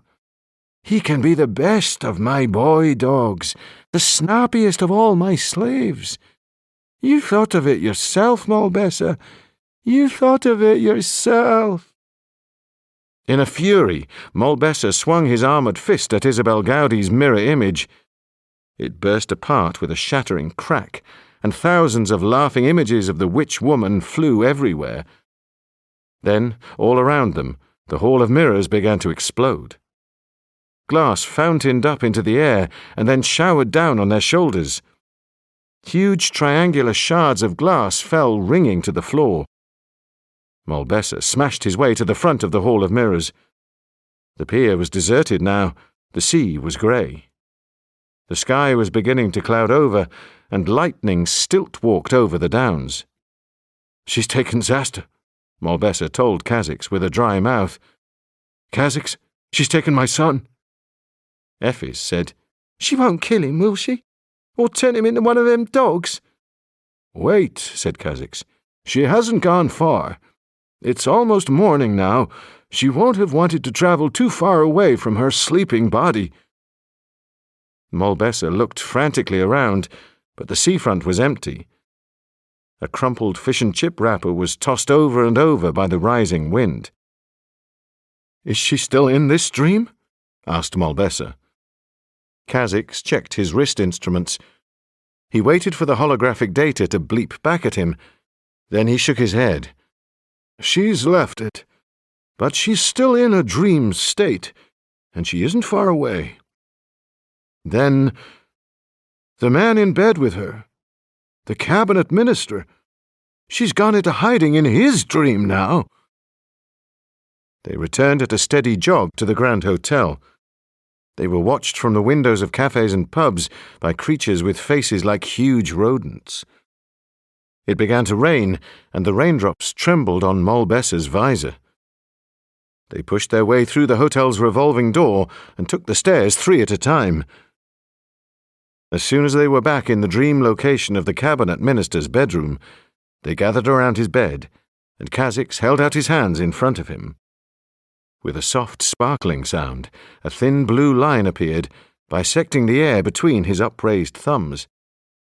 He plunged his fingers into the line as if it were the join between 2 curtains and stretched it apart.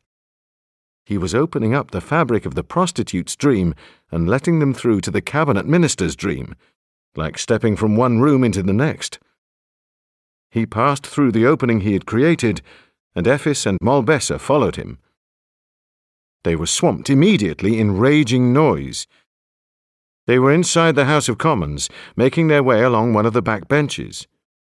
The oak-panelled Gothic chamber was swarming with thousands of screeching and screaming creatures, all of them dressed as men, in black tailcoats and starched white collars, but all with the heads of diseased and misshapen beasts. A creature like a vast cockroach sat in the speaker's chair, while the floor in front of him glistened with thousands of black beetles. A huge looming animal like a man-horse was standing on its hind legs, overshadowing every one of the animals around it, whinnying and screaming and pawing the air with its hoofs. Other creatures crawled and dropped from bench to bench and writhed down the gangways. Molbessa saw massive slugs and huge translucent grubs and things like praying mantises that shivered and whined. "A politician's nightmare!" Kha'Zix yelled over the screaming and screeching and roaring. Wincing in concentration, he checked his instruments. "She's gone that way. See that open door?" The 3 of them hurried out of the chamber, Kha'Zix and Molbessa at a steady trot, Ephis sliding effortlessly behind them on shining light skates. Molbessa's boots crunched beetles underfoot. Outside the door, they found themselves back in the pouring rain, back in Isabel Gowdie's miserable and plague-ridden London of the 1660s. Isabel Gowdie hadn't walked far. She probably hadn't expected Molbessa to be foolhardy enough to follow her. They could see her 60 or 70 yards away, on the far side of the boggy, straw-strewn tract that would one day be Parliament Square. Her white hair glittered in the rain, her caftan flew and flapped. Beside her, with a fast, obedient limp, walked Knitted Hood, and Knitted Hood was dragging along the reluctant but thorn-bound Zasta. "What the hell are we going to do?" Molbessa asked Kha'Zix. "If we try anything too threatening, she's going to kill him." Kha'Zix looked serious. "That's the risk we all have to take. Zasta knew the dangers of what he was doing, just the same as you. Kha'Zix, he may be Zasta, but he's still my son, and this time history isn't going to repeat itself." Ephis said, "You have to give it a go, though, Molbessa. You don't want him turned into one of them horrible dogs. He'd never forgive you for that." Molbessa closed his eyes. "God, Ashapola, whoever you are, give me courage." With his eyes closed, he was conscious of that dark stingray that glides silently over the shoals of the human consciousness.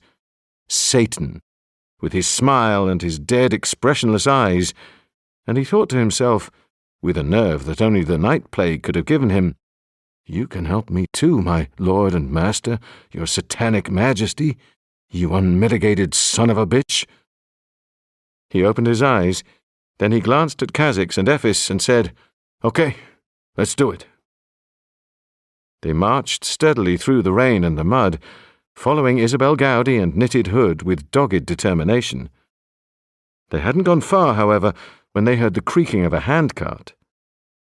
From behind the low wall of a dripping, ramshackle farmhouse, a girl appeared, the same girl that Molbessa had seen so many times before, pushing a load of joggling, lifeless bodies. She stopped when she saw them and stared at them. Molbessa stopped too and stared back at her. He had suddenly recognized her for who she was. "Eve," he breathed in disbelief. "How can you be here?" She was a younger Eve, a much younger Eve, the Eve when they had married. He was amazed that he hadn't recognized her before. The mud and the poverty and the strangeness of Isabel Gowdie's dream surroundings, they had all conspired to make her appear different. And there was something else, too. Over the past few months, his own rejection of her had changed his perception of what she really looked like. Litigation had made him remember her as ugly. She tilted the handcart so that its shafts rested on the muddy ground. "We all have our different vows to attend to," she told him simply. "Are you a night warrior too?" She smiled, shook her head. "My vows are much more important than that." Kha'Zix touched Molbessa's arm. "Look, they've stopped. They've seen us." He was right. Through the driving rain, through the darkness, Molbessa could see that Isabel Gowdie and Knitted Hood were standing quite still, waiting for them. Kha'Zix said, "Time for a showdown, I believe." They walked past the handcart and through the puddles and the clinging mud. Isabel Gowdie was soaked, her caftan clinging to her pregnant belly. She stared at Molbessa with a maddened smile on her face, the smile of Satan. Beside her, Knitted Hood remained silent, his exquisite white face watching the night warriors without expression. "So you decided to risk everything and follow me?" Isabel Gowdie challenged them. Molbessa took 2 or 3 steps forward. "I want you to let my son go. If you like, you can take me instead. You've already infected my soul. There isn't any future for me anyway. But his life is just beginning. His soul, Well, his soul is young and pure, and I simply don't want you to have it." Isabel Gowdie arched her head back and looked at Moll Besser under dripping eyelashes. She said nothing for a long time. Then she slowly shook her head. "You can follow me through a million dreams, Moll Besser, from pole to pole, from Africa to South America. I will never give you back your son." Knitted Hood uttered a hollow, dry, whistling laugh. Whoop! Then he lifted Zasta up by one wrist so that his feet were clear of the mud and let him spin around. Zasta screamed in terror. Moll Besser shouted, "Let him go! Haven't you had enough? Haven't you spread enough of your goddamned misery around?" "Oh no, Moll Besser." Isabel Gowdie grinned. "Not by a long chalk." Kazik stepped forward and laid his hand on Moll Besser's shoulder. "Moll Besser," he said, "come on. Leave it for tonight. This is one of those times when discretion is the better part of valor." Moll Besser knew that he was right. He hesitated, with tears in his eyes. Then he turned away. "If she so much as touches that boy—" As he turned away, however, he was astonished to see Eve walking towards them, her arms by her sides, her face oddly illuminated. She passed between the night warriors and walked right up to Knitted Hood. She stood in front of him, the rain staining her linen bonnet and the plain brown shoulders of her dress. Then she said, quietly but clearly, "Let him go." Isabel Gowdie glared at her in amazement and fury.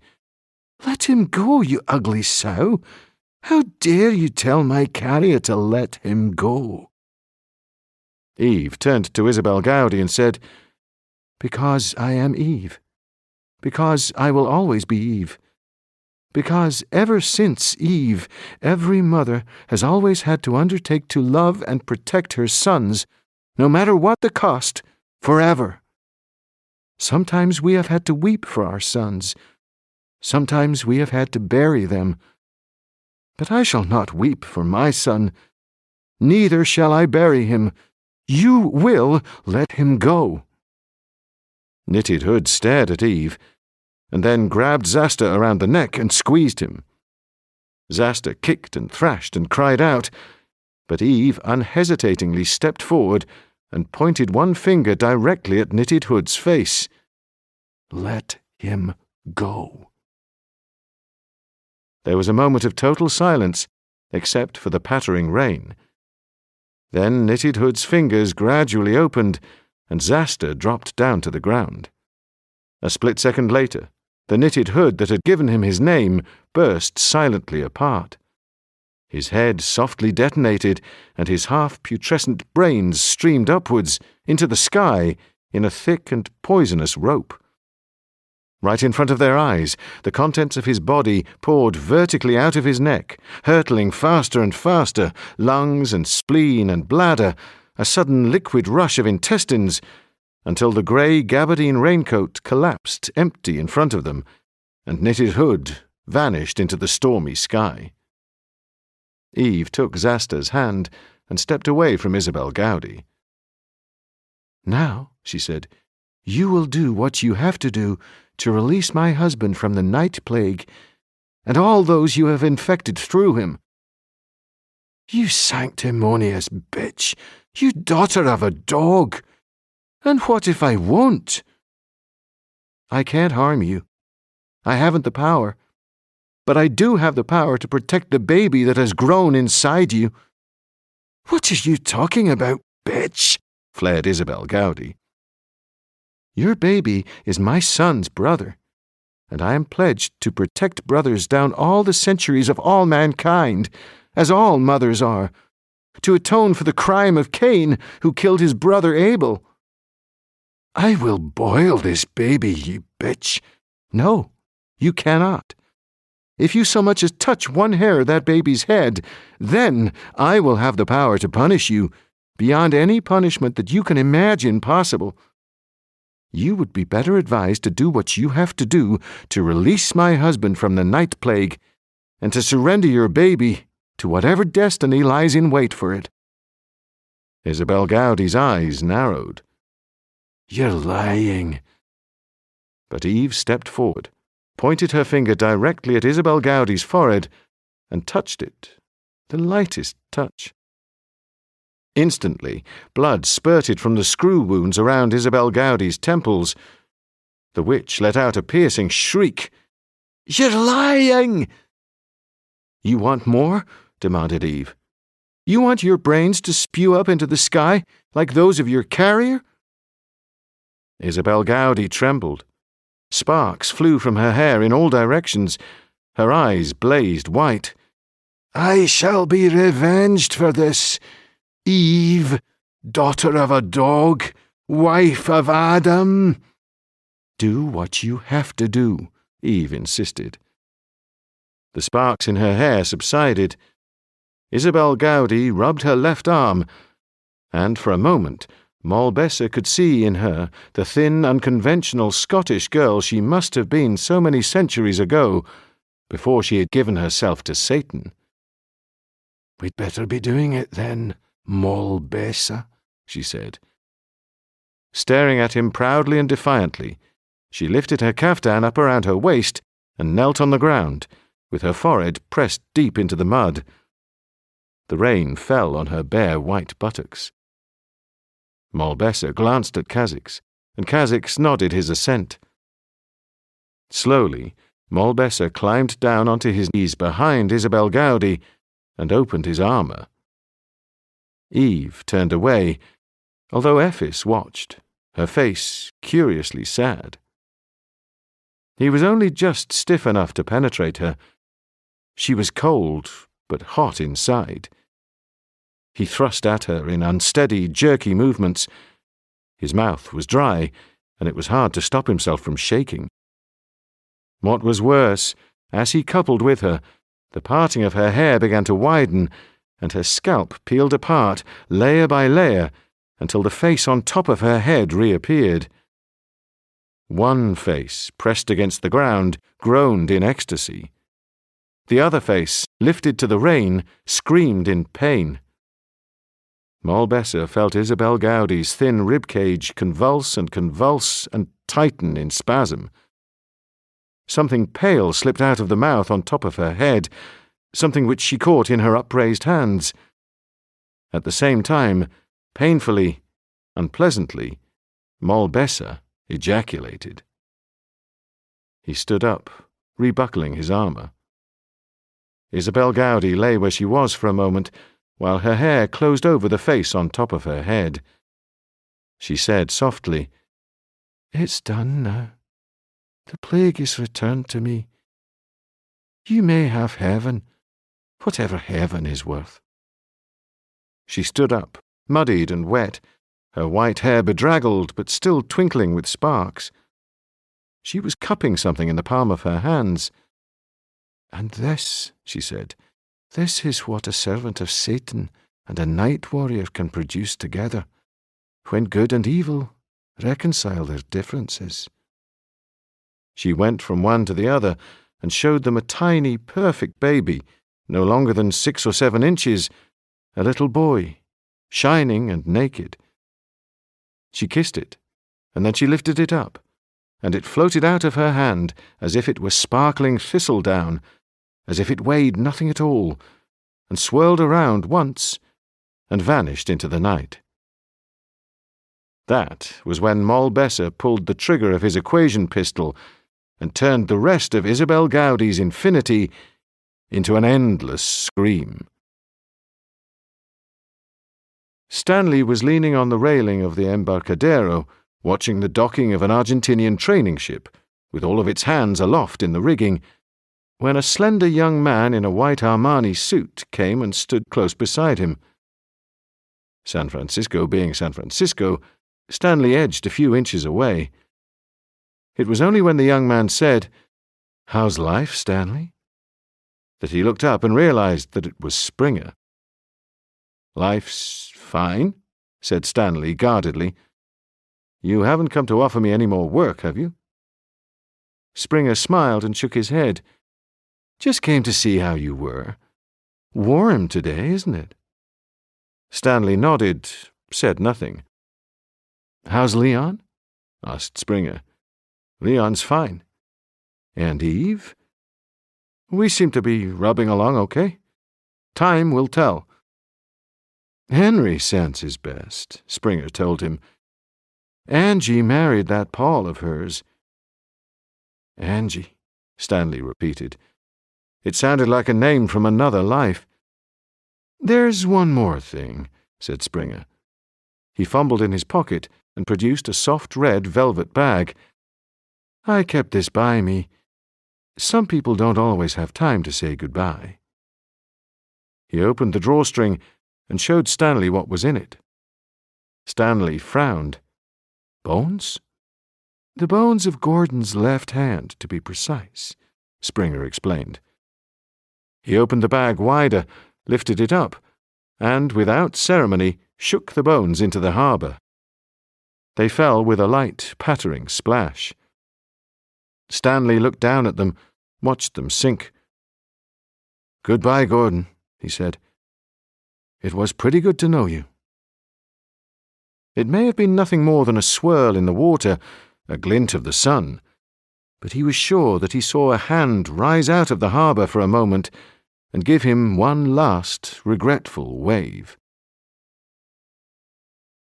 If you ever hear the most elegant Baroque violin music on your stereo, then it will probably have been played by Stanley Eisner. On the other hand, if you ever hear inexplicable screaming in the night, screaming that seems to come from nowhere at all and goes on and on and on, then you will know that Isabel Gowdie has passed you by. And if you ever hear a baby crying, plaintive and small, you will know that it is the night child, son of a witch and a night warrior, spurned by Satan, unloved by God, who can never, ever find his way home. That was Night Plague by Graham Masterton, read by Mark Meadows. This was the third book in the Night Warriors series. Be sure to check out the other audiobooks in the series, available from all good audiobook retailers. Produced by Chatterbox Audio for Bloomsbury Publishing plc. Text copyright Graham Masterton 1991. Recording copyright Bloomsbury Publishing plc 2023. All rights reserved. Thank you for listening. Audible hopes you've enjoyed this program.